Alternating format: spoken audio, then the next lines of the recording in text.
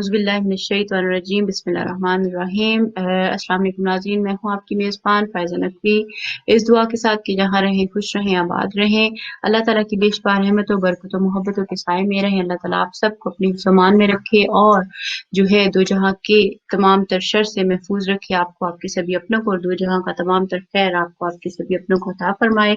आज जो है हम बहुत अहम मौजू पर बात करने जा रहे हैं जो कि वॉर क्राइम से रिलेटेड है, जिसमें हम देखने की कोशिश करेंगे कि वॉर क्राइम्स एक्चुअली है क्या, और किस तरह के सिस्टम्स हैं जो आपस में टकरा रहे हैं, क्या मुश्किलात हैं कि जो ये क्रिमिनल्स हैं इनको इन कटहरों में ला कर खड़ा नहीं किया जा रहा, और इंसाफ जो है उसका बोलबाला नहीं हो रहा, और ये लोग जो ज़ालिमीन हैं खुद को हक और इंसाफ के लंबरदार समझते हैं, लेकिन ये खुद जो है ज़ालिम यानी सबसे बड़े ज़ालिम ये खुद हैं, और मगर इनके खिलाफ कोई आवाज़ उठाने वाला उस तरह से नहीं है, इनको कटहरों में लाकर खड़े करने वाला नहीं है। और इसकी वजूहात आखिर क्या है कि ये वॉर क्राइम्स होते क्या हैं, वॉर क्राइम्स करने वाले लोग कौन से हैं, ये कहाँ-कहाँ हो रहे हैं, इसकी वजूहात क्या हैं, और इंसाफ तक ये क्यों नहीं पहुँच पा रहे, इसके ऊपर हम आज बात करेंगे। हमारे साथ दो मोतबर शख्सियात मौजूद होंगी, रज़ा नकवी साहब जो कि जर्नलिस्ट हैं और हमारे साथ शामिल होंगे, और उसके साथ हमारे साथ मौजूद होंगे सैयद हसनैन नकवी साहब जो कि सीनियर पार्टनर हैं रिया बार्कर जिलेट के, जो कि हमसे इस मौजू पर जो है गुफ्तगू करेंगे। बढ़ते हैं हम अब अपने मेहमानों की तरफ। जी नाज़रीन, हमारे साथ मौजूद हैं रज़ा सैयद साहब जो कि जर्नलिस्ट हैं, और उनके साथ मौजूद हैं जो सैयद हसनैन नकवी साहब जो कि सीनियर पार्टनर है रिया बार्कर जिलेट के, और बहुत जो है कंसर्न रखते हैं जो लीगल सिस्टम है इंटरनेशनल अफेयर्स में, जो स्पेशली जो इन वॉर्स क्राइम को जो है डील करता है, और उसके मुतालिक जो उनका एक स्पेशल कंसर्न है। इन दोनों मेहमानों की तरफ हम बढ़ने से पहले आप दोनों का बेहद शुक्रिया अदा करूंगी कि आपने हमें ज्वाइन किया और हमारे लिए टाइम निकाला और इस अहम मौजू पर बात करने के लिए जो है हमारा साथ दिया। जो हमारा मौजू बुनियादी तौर पे आज रहेगा वो ये रहेगा कि पहली बात तो ये है कि जो वॉर क्राइम्स हैं वो कौन-कौन से जो बड़ी ताकतें हैं वो कमिट कर रही हैं, और उससे जो आम इंसान है या ममालिक हैं वो किस तरीके से इम्पैक्ट उनके ऊपर हो रहा है। और तीसरी जो इसमें सबसे अहम चीज़ है वो ये है कि क्यों लीगल सिस्टम जो है इंटरनेशनल जो लीगल सिस्टम है वो इन वॉर क्राइम्स का सीरियस जो है वो अहाता नहीं करता, इनको क्यों कटहरे में नहीं खड़ा किया जाता। पहले तो मैं रज़ा सैयद साहब आपकी तरफ बढ़ूँगी कि मैं जानना चाहूँगी कि वो वॉर क्राइम्स जो हम सुनते हैं, देखते हैं, ख़ुसूसन बिलख़ुसूस इसराइल, अमेरिका जो है, और इंडिया जो और अरब ममालिक जो इस वक़्त यमन में बहुत बुरी सूरत-ए-हाल है कि शादियों पे भी बॉम्बिंग हो रही है और दूसरी जगहों पे भी। तो इस पे मैं पहले आपका जो है व्यू जानना चाहूँगी कि जो वॉर क्राइम्स बड़ी-बड़ी जो ममालिक हैं वो कौन-कौन से ममालिक हैं? ये तो कुछ नाम थे जो मैंने लिए, और जो नाम हैं जो आप समझते हैं कि ज़रूर मेंशन होने चाहिए और इन वॉर क्राइम्स में, वो भी आप मेंशन करते चले जाइएगा, और उसके बाद फिर हम हसनैन भाई की समझ पढ़ेंगे। देखिए, बहुत शुक्रिया कि आज आपने एक ऐसे है हसास मौजू पे मुझे मदऊ किया है जिसके वाकई बहुत गहरे असरात होते हैं तारीख के ऊपर भी, इस माशरे के ऊपर भी, बल्कि मैं कहूँगा कि ओवरऑल जॉनसन है इस दुनिया के ऊपर। और जंगों ने इंसानी समाज को हमेशा तबाही या बर्बादी का तोहफा ही दिया है। इससे हमें कोई आज तक कोई अच्छे रिजल्ट्स नहीं मिले, आखिर में फिर भी हमें टेबल पे बैठ के मुज़ाकरात करने पड़े। तो अगर स्पेशली पर्टिकुलर अगर आप अमेरिका या इसराइल या इंडिया को लेते हैं तो मेरे ख्याल में ये मुनासिब नहीं होगा। अगर देखा जाए तो वॉर क्राइम में हमारा यूके भी अगर आता है और जर्मनी भी उसमें शामिल है। बहुत सारे ममालिक जौन से हैं ना वो वॉर क्राइम का हिस्सा हैं।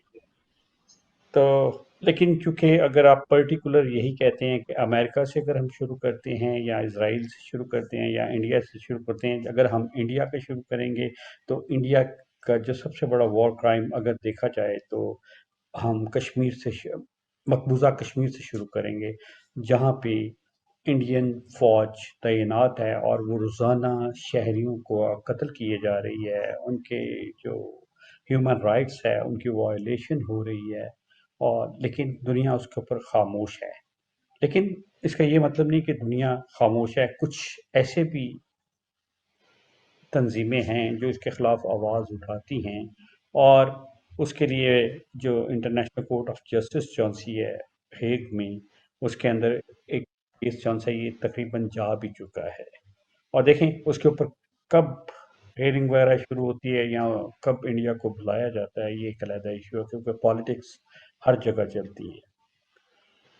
تو اسرائیل کا اگر آئیں گے تو پیلسٹائن جون سے ہے وہ سب سے پہلے ہمیں ذہن میں آئے گا، جیسے ہم اسرائیل کا نام لیتے ہیں تو پیلسٹائن جون سے نا وہ سر فہرست ہے۔ ظاہری بات ہے کہ اگر اسرائیل اگر اس وقت کسی کے ساتھ انگیج ہے تو وہ پیلسٹائن پیلسٹینینز کے ساتھ انگیج ہے، اور آئے دن وہاں پہ قتل و غارت کا جو میدان سجایا جاتا ہے وہ بھی پوری دنیا کی نظر میں ہے، لیکن دنیا کے وہ بڑے ممالک جو کہ کچھ کرنے کے قابل ہیں وہ اس کے اوپر خاموش ہیں۔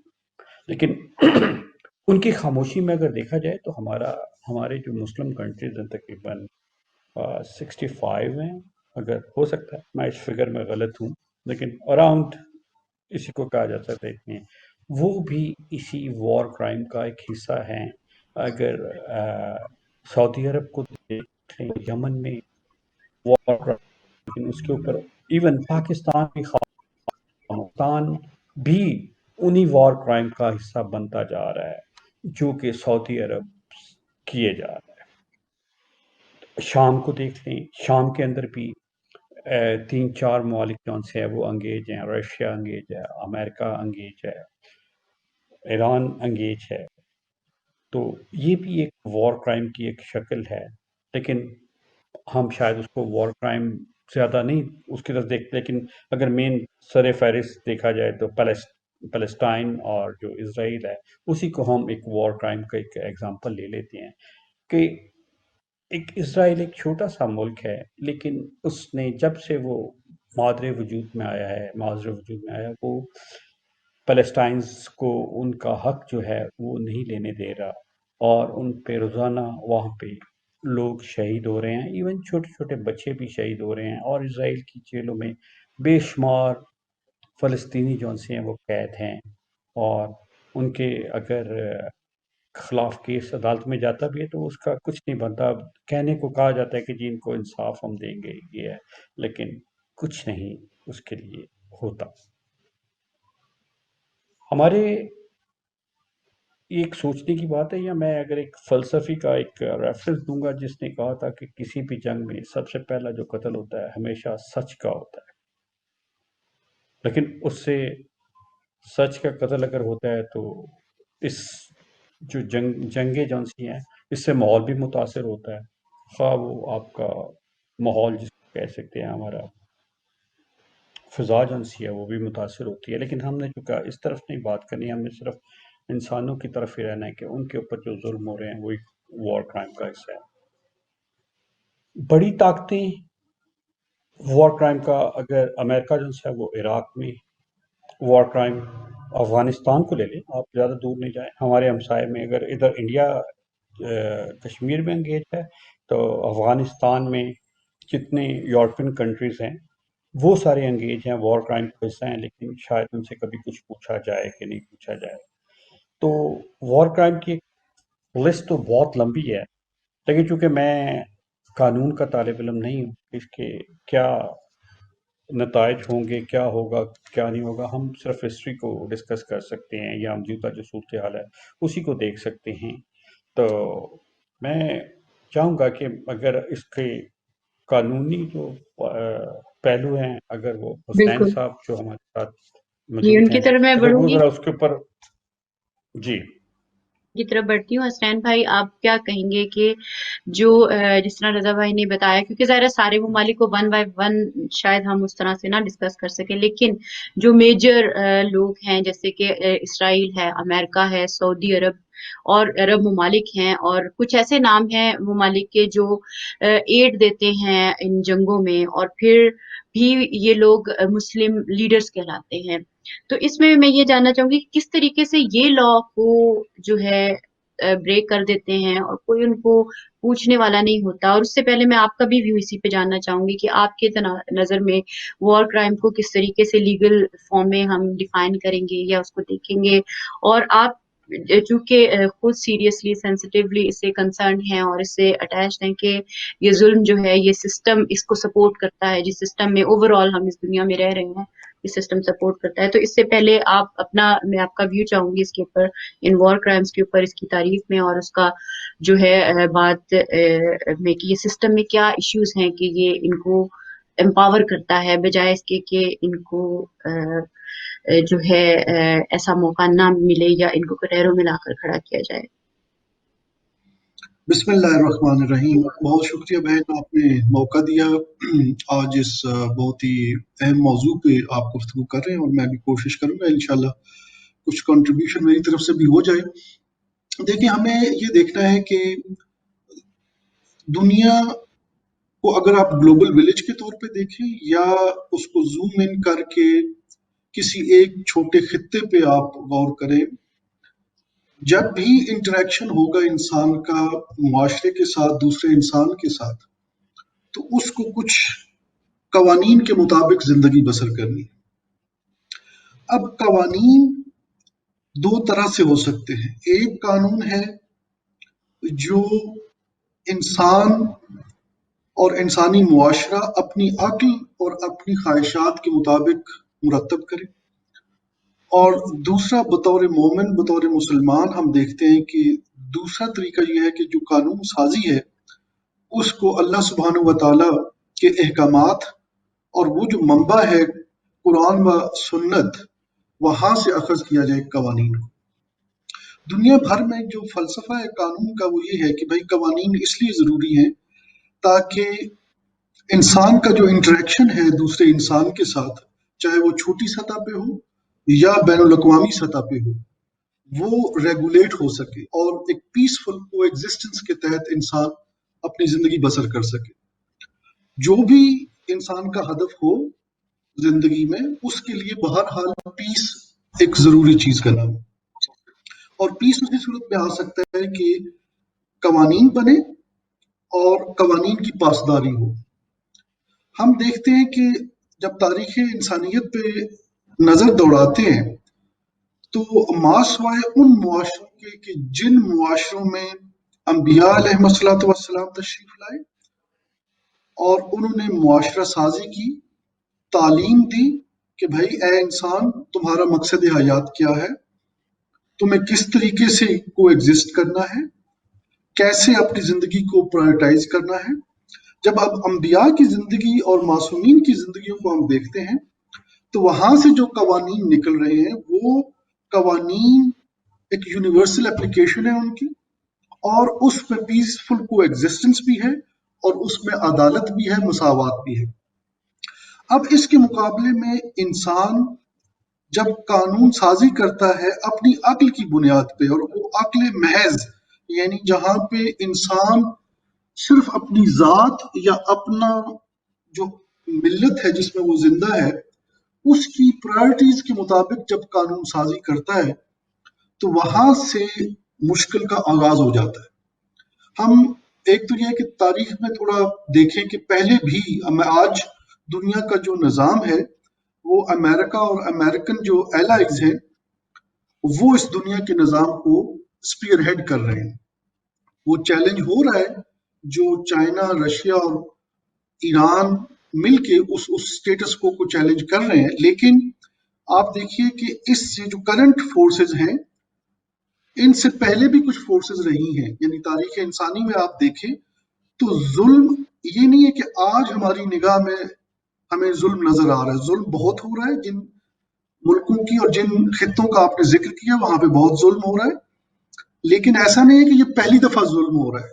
ظلم کا آغاز اسی وقت ہو جاتا ہے. حضرت حابیل اور قابیل کا بھی اگر آپ واقعہ دیکھیں تو وہاں پہ بھی ظلم کا آغاز ہوا ہے، اور وہ ہر جگہ پہ نظر آئے گا آپ کو. جب بھی انسان ہدایت پروردگار سے دور ہوگا اس کا نتیجہ ظلم ہے، چاہے وہ اس کی انفرادی زندگی ہو یا اجتماعی زندگی ہو. لہٰذا ہمیں جب ہم اس پہ غور کرتے ہیں، جب ہم مظالم کا ذکر کرتے ہیں تو ہمیں اس کی روٹ کاز پہ جانا ہوگا. اس روٹ کاز انالیسس کو جب ہم کریں گے تو ہمیں پتہ چلے گا اچھا منبع یہ ہے، اور پھر اس کا تدارک کرنا ہوگا. تو ابھی رائٹ ناؤ دیکھیں، مائٹ از رائٹ کا ایک تصور ہے دنیا میں بڑے عرصے سے، جس کی لاٹھی اس کی بھینس. آج کے دور میں جس کے پاس اکنامک پاور ہے اور جس کے پاس ملٹری پاور ہے، یہ دو پاورز جس ملک کے پاس آ جائیں تو وہ بلی کرتا ہے اور وہ اپنی منشا کو نافذ کرنے کی کوشش کرتا ہے باقی تمام انسانیت کی منشا پہ. یہ وہ ہے منبع جو ہمیں نظر آتا ہے کہ جب پہلے برطانیہ نے کچھ عرصہ پوری دنیا پہ ایک اسی طرح کی کیفیت ایجاد کی اور پھر ایک لمبا عرصہ سلسلہ چلا، اور اس کے بعد سیکنڈ ورلڈ وار کے بعد ہم دیکھتے ہیں کہ وہ لیڈرشپ، وہ علمبرداری امریکہ اور اس کے ایلائز کے پاس چلی گئی، بالخصوص امریکہ کے پاس، اور اس نے اپنی منشا اور خواہشات، وہ جو اس کی اپنی ہے اور جو اس کی بھی ایک تفصیل ہے جو ہم انشاءاللہ اگلے سوال میں اس کا بھی جواب آ جائے گا، اس کو اس نے سپر امپوز یا امپوز کرنے کی کوشش کی ہے تمام جگہوں پہ. اب ادارے تو ہیں ہمارے پاس موجود، یونائٹڈ نیشنز ہوں یا انٹرنیشنل کرمنل کورٹ کی بات ہو یا ہر ملک کے اپنے جو ادارے ہوتے ہیں وہ موجود تو ہیں، لیکن جو بلی ہے اس دنیا یعنی گلوبل ولیج کا ایک جو بلی ہے، وہ بلی اپنی مائٹ از رائٹ کے پرنسپل کے تحت نہ صرف وہ ظلم کو یعنی روکتا نہیں ہے، بلکہ جو روکنے کی کوشش کرے اس کو بھی سینکشنز کے ذریعے اور مختلف ہیلے بہانوں سے کمزور کرنے کی اور ختم کرنے کی کوشش کرتا ہے. آپ اگر دیکھیے کہ انقلاب اسلامی جو 1979 میں آیا، جس نے کہا کہ ہم یہ مستضعفین جہاں کے لیے یہ انقلاب ہے، یہ تشیع کے لیے انقلاب نہیں ہے، یہ فقط مسلمانوں کے لیے نہیں ہے، یہ اوپریسڈ آف دا پیپل کا انقلاب ہے. اب اس انقلاب نے دیکھیں جہاں جہاں ظلم ہو رہا تھا اس کے خلاف آواز اٹھائی. نتیجتاً ان انقلابیوں کو اور اس ملت کو 40-41 سال سے سینکشنز کا سامنا ہے، اور کس طرح کی سینکشنز ہیں اس پہ ایک پورا علیحدہ پروگرام ہو سکتا ہے. اس سٹیٹس کو چیلنج انشاءاللہ العزیز ولایت کے جھنڈے نے کرنا شروع کر دیا ہے. اب ہمیں آگاہی ایجاد کرنی ہے، اور اس آگاہی کے نتیجے میں انشاءاللہ العزیز جب ہم روٹ تک پہنچیں گے، ایک ہے کہ ہم روٹ کو چھوڑ دیں اور جو پتے ہیں جو تنے ہیں ان پہ فوکس کریں اور ان کو کاٹ دیں. وہ بھی ان کو بھی کاٹنا آسان نہیں ہے، لیکن اگر کاٹ بھی دیں تو پھر دوبارہ سے وہ واپس آ جائیں گے. کیوں؟ کیونکہ آپ نے اس کی روٹ کو ہینڈل نہیں کیا. تو اصل میں جو پرابلم ہے اس دنیا کا وہ ہے قوانین پروردگار سے دوری، اسے انحراف.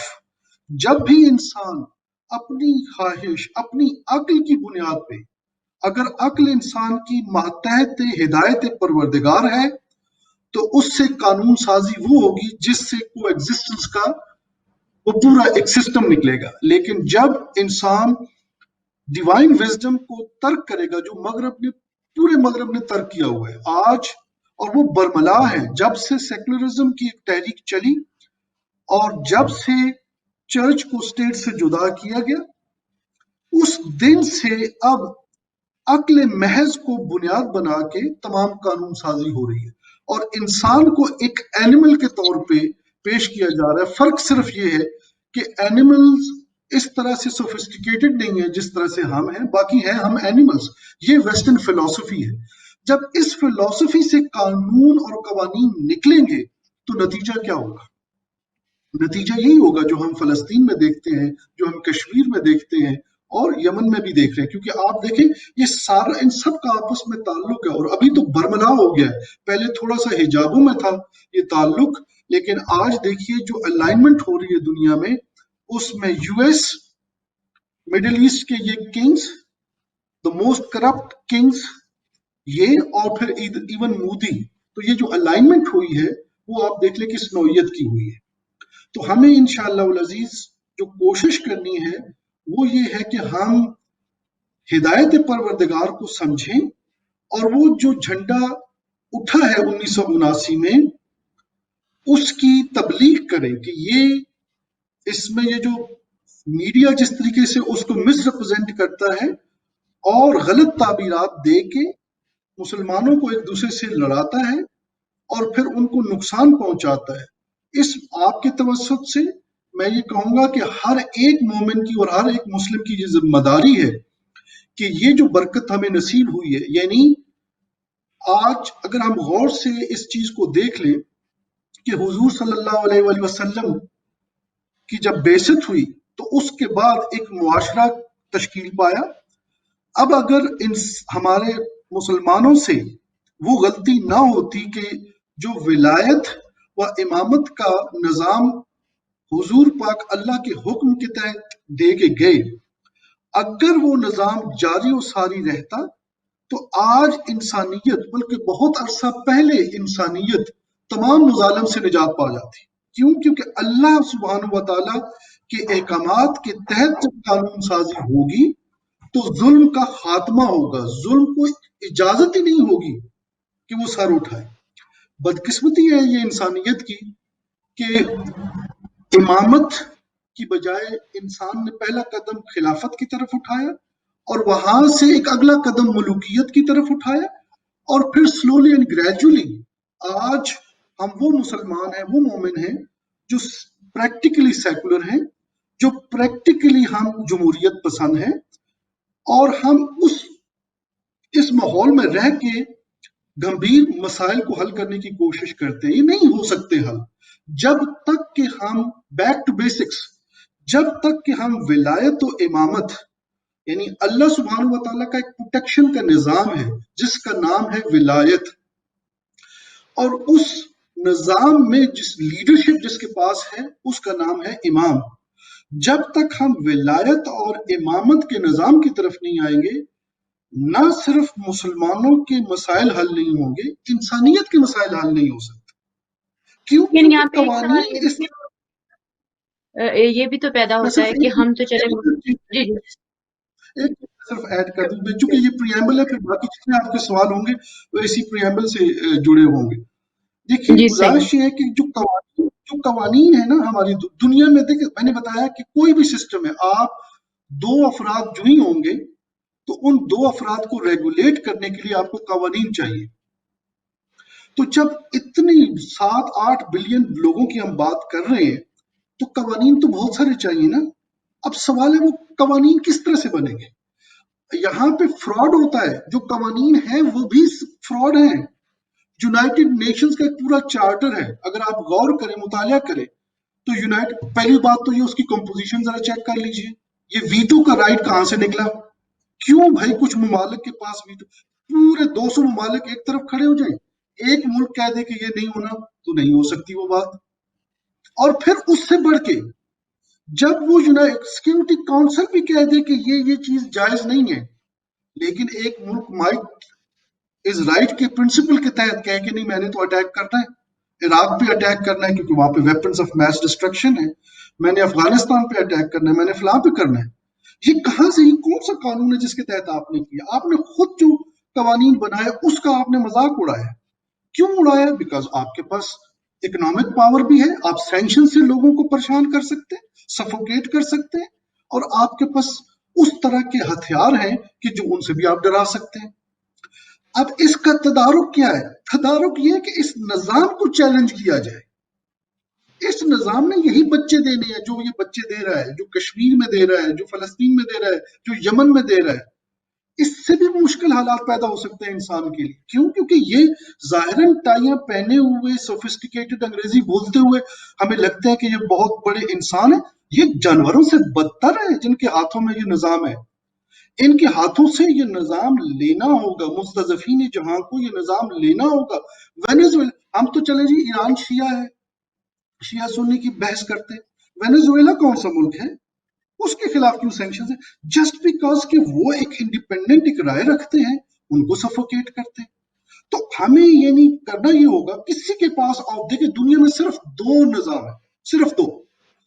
اللہ سبحانہ و تعالیٰ قرآن پاک میں کہہ رہے ہیں اللہ ولی الذین آمنوا، اللہ ولی الذین آمنوا یخرجون الظلمات الی النور والذین کفروا اولیاءهم الطاغوت یخرجونهم من النور الی الظلمات. 2 ہی نظام ہے. یا اللہ سبحانہ و تعالیٰ کا نظام ہے جس کو ہم نظام ولایت و امامت کہتے ہیں، اور اس کے مقابلے میں نظام طاغوت ہے. کوئی بھی آپ اس کو نام جمہوریت دے دیں، جس طرح کا بھی نام ملوکیت دے دیں، کچھ کہہ دیں، وہ طاغوت کا نظام ہے. ہمیں اس بنیادی بات کو سمجھنا ہے کہ طاغوت اور بڑا وہ خوبصورت محاورہ ہے جو قرآن نے استعمال کیا ہے، اولیاء الطاغوت. وہ بھی اپنے آپ کو پیش یہ نہیں کریں گے کہ ہم بڑے ظالم ہیں، وہ اپنے آپ کو اولیاء کی طرح پیش کریں گے. اولیاء which is the plural of ولی. وہ کہیں گے ہم بھی پروٹیکٹر ہیں انسانیت کے. اگر آپ ان کی دیکھیں تقریریں یونائٹڈ نیشنز کے اندر اور دنیا بھر میں، کتنی سوفسٹیکیٹڈ انداز میں یہ بات کرتے ہیں. امپریشن یہ دیتے ہیں کہ ان سے زیادہ ہیومن رائٹس کا کوئی چیمپئن نہیں، لیکن یہ جانور سے بدتر ہے. جو قرآن نے کہا ہے نا کہ چلتے پھرتے کچھ لوگ انسان نظر آتے ہیں، یہ بدتر ہے. یہ تمام زائنسٹ، یہ تمام امریکن لیڈرشپ جس بھی جماعت کی ہو، یہ یونائٹڈ کنگڈم کی جو لیڈرشپ، یہ سارے اس میں ایکسیپشن اکا دکا افراد ہو سکتے، لیکن جس کے پاس یہ نظام ہے یہ اپنی سپیریورٹی کے قائل ہیں. اس سپیریورٹی کو یہ نہیں کمپرومائز کرنے دیتے. اب صرف اور صرف یہ کیا کرتے ہیں کہ جس طرح سے ایک چودھری ہو کسی ایک گاؤں، بڑے گاؤں کا، تو وہ اس کے اپنے کچھ ساتھی ہوتے ہیں براؤ بیٹ کرنے کے لیے، بلی کرنے کے لیے، تو وہ کچھ لوگوں کو اپنی سٹیکس میں شامل کرتا ہے. تو اب ہو یہ رہا ہے کہ یہ نظام ایک عرصے سے امریکن اور امریکن ویسٹرن ایلائز کے کنٹرول میں ہے، اور یہ اپنی سپیریورٹی کے قائل ہے. یہ سمجھتے ہیں کہ یہ 100 سال 200 سال سب سے آگے ہیں. شاید یہ ہمیں انسان بھی نہیں سمجھتے، افریقنس کو بھی نہیں سمجھتے، ایشینز کو بھی شاید یہ انسان کی کیٹیگری میں نہیں سمجھتے. ان کے بس میں ہو یہ سب کو مار ڈالیں اور یہ کہیں کہ بھائی ہمارا ہی حق ہے جینے کا. کیوں؟ کیونکہ یہ شیطان ہے. یہ قرآن کی نگاہ میں طواغیت ہے، یہ طاغوت ہے. تو طاغوتوں سے ہم ایکسپیکٹ کریں کہ یہ فلسطین کا مسئلہ حل کر دے گا. ابھی میں آپ اس کی پروگرام سے پہلے دیکھ رہا تھا، کتنے مظالم ہوئے، کتنے ڈائلاگز ہوئے فلسطین کے اوپر. کیوں نہیں حل ہو سکا مسئلہ؟ حل اس لیے نہیں ہو سکتا کہ ایک طرف جانور سے بدتر افراد بیٹھے ہو، تو ان سے آپ نیگوشیٹ کر سکتے. Just because they look like humans, they are not humans. اور پھر وہ مودی اور اس طرح کے یہ ویسٹرن، یہ وہی ہے جس طرح سے ایک گاؤں کا چودھری اپنے ساتھ کچھ سٹیک ہولڈرز ملا لیتا ہے کہ ٹھیک ہے میں اس کو تھوڑا بہت سٹیکس دینی ہے، اصل میں اسی کی چودراہٹ ہوتی. تو یہ انڈیا ہو یا مڈل ایسٹ کے کرپٹ کنگز ہوں، یہ ان کے سٹیک ہولڈرز بنے ہوئے ہیں امریکن اور امریکن ایلائز کے، اور یہ مل کے ظلم کر رہے ہیں پوری دنیا میں. بس انہوں نے ایک کلٹ ہے، ایک چھوٹی سی جماعت ہے، یا امریکن اور ویسٹرن جو نیشنز ہیں وہ اپنے آپ کو سپیریئر سمجھتی ہیں، وہ یہ سمجھتی ہیں ہمارا یہ حق ہے. اب ہم ڈیفائن کریں گے قانون کیا ہے، یہ ہم بتائیں گے. قانون کی کو ہم نے وائلیٹ کیسے کرنا ہے، وہ بھی اس کی ایکسیپشنز بھی ہم نکال سکتے ہیں. کوئی مطلب بغیر سیکیورٹی کاؤنسل کی ریزولوشن کے آپ کو اٹیک نہیں ہوئی. It is illegal to attack any country without the security council resolution. تو بھائی آپ کیوں کر لیتے ہیں جب بہت سارے لوگ، ابھی آپ دیکھیے کہ انہوں نے یہ جو وہ اگلے سوالوں میں اس میں بھی جواب دے دوں گا، مطلب ان کی کون سی باتوں کا میں ذکر کروں. تو ہمیں الٹیمیٹلی کیا کرنا ہوگا؟ بیداری کا سفر. ہمیں قرآن کی طرف جانا ہوگا، ہمیں تعلیمات اہل بیت کی طرف جانا ہوگا. یہ جو انقلاب اسلامی ہوا ہے، یقین کریں کہ سب سے بڑا قدم جو اٹھا ہے، سب سے بڑا قدم، میں نے یعنی پورے انالیسس کے بعد یہ میں آپ کے سامنے یہ چیز پیش کروں، آپ کے ناظرین کے سامنے، سب سے بڑا قدم جو اٹھا ہے اہل بیت کی دنیا سے رخصت ہونے کے بعد، درمیان میں 1100-1200 سال کا وقفہ ہے. سب سے بڑا قدم جس سے حضور خوش ہیں، جس سے معصومین خوش ہیں، وہ ہے انقلاب اسلامی. یہ چھوٹی چیز کا نام نہیں ہے. ہمیں سمجھنا ہے کہ یہ ہم امام زمانہ علیہ الصلوۃ والسلام کے بارے میں کیا ہے. ہم ایک بیان، ایک جملہ بیان ہوتا ہے ان کی شان میں، منجی بشریت. کیا مطلب ہے منجی بشریت کا؟ یعنی اس نے وہاں پہ یہ تو نہیں کہا کہ منجی تشیع یا منجی مسلمانان عالم. ہم تو کہتے ہیں منجی بشریت. تو یہ جتنا ظلم ہو رہا ہے جہاں پہ مسلمانوں پہ بالخصوص ہو رہا ہے، because of this very revolution and the associated آپ کہہ لیں actions and various policies that this revolution is taking, اس کی وجہ سے وہ ایک ریئیکشن کے طور پہ ہو رہا ہے. لیکن ظلم اور بھی جگہوں پہ ہو رہا ہے جہاں پہ مسلمان نہیں ہیں.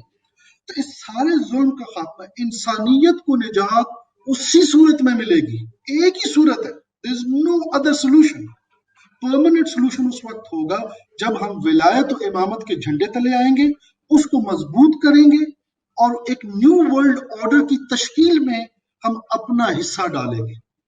اور منجی بشریت جب تشریف لائیں گے، جن کے لیے ہم نے ساری ایفرٹ کرنی ہے، منجی بشریت کی تشریف آوری کے لیے جو زمین سازی ہے وہ کرنا ہمارا کام ہے. جب وہ ہم کریں گے انشاءاللہ العزیز وہ تشریف لائیں گے اور اس کا نتیجہ یہ نکلے گا کہ تمام انسانیت اس ظلم سے نجات پائے گی جو ظلم ہماری آنکھوں کے سامنے ہو رہا ہے. یہاں پہ میں یہاں پہ میں آپ سے بھی ایک منٹ مجھے بھی ایک پوائنٹ ریز کرنا ہے جی ضرور. کہ سچویشن جو اگر جیسا کہ آپ ماضی میں چلے گئے ہیں، تو میں تو کہوں گا کہ پھر اگر وار کرائم جو شروع ہوئے ہیں پھر وہ مسلمانوں سے ہی شروع ہوئے ہیں. آپ کسی دوسرے کو بلیم مت دیں. اگر ہم دیکھیں تو یہ تو پھر اسی دور سے شروع ہو گئے جب امام حسین اور یزید کا جو ایک کربلا میں جو واقعہ ہوا ہے، کرائم تو وہیں سے شروع ہو گئے. اگر تھوڑا سا مزید پیچھے چلے جائیں تو جو حق نہیں ملے ہمارے اہل بیت کو، وہ بھی ایک وار کرائم کا ایک حصہ ہے. تو پھر اگر اس وقت مائٹ از رائٹ کا جو سلسلہ ہے اگر وہ ان لوگوں کے پاس ہے، تو پہلے ہمیں اپنے آپ کو ضرور بلیم دینا چاہیے کہ یہ اس کی ابتدا ہم نے رکھی، یہ مسلمانوں نے رکھی، اور still we are the part of that, کہہ لیں جو بھی بلاک ہے اس کا ایک حصہ ہے. پاکستان کبھی بھی یمن کے ایشو کے اوپر نہیں بولتا.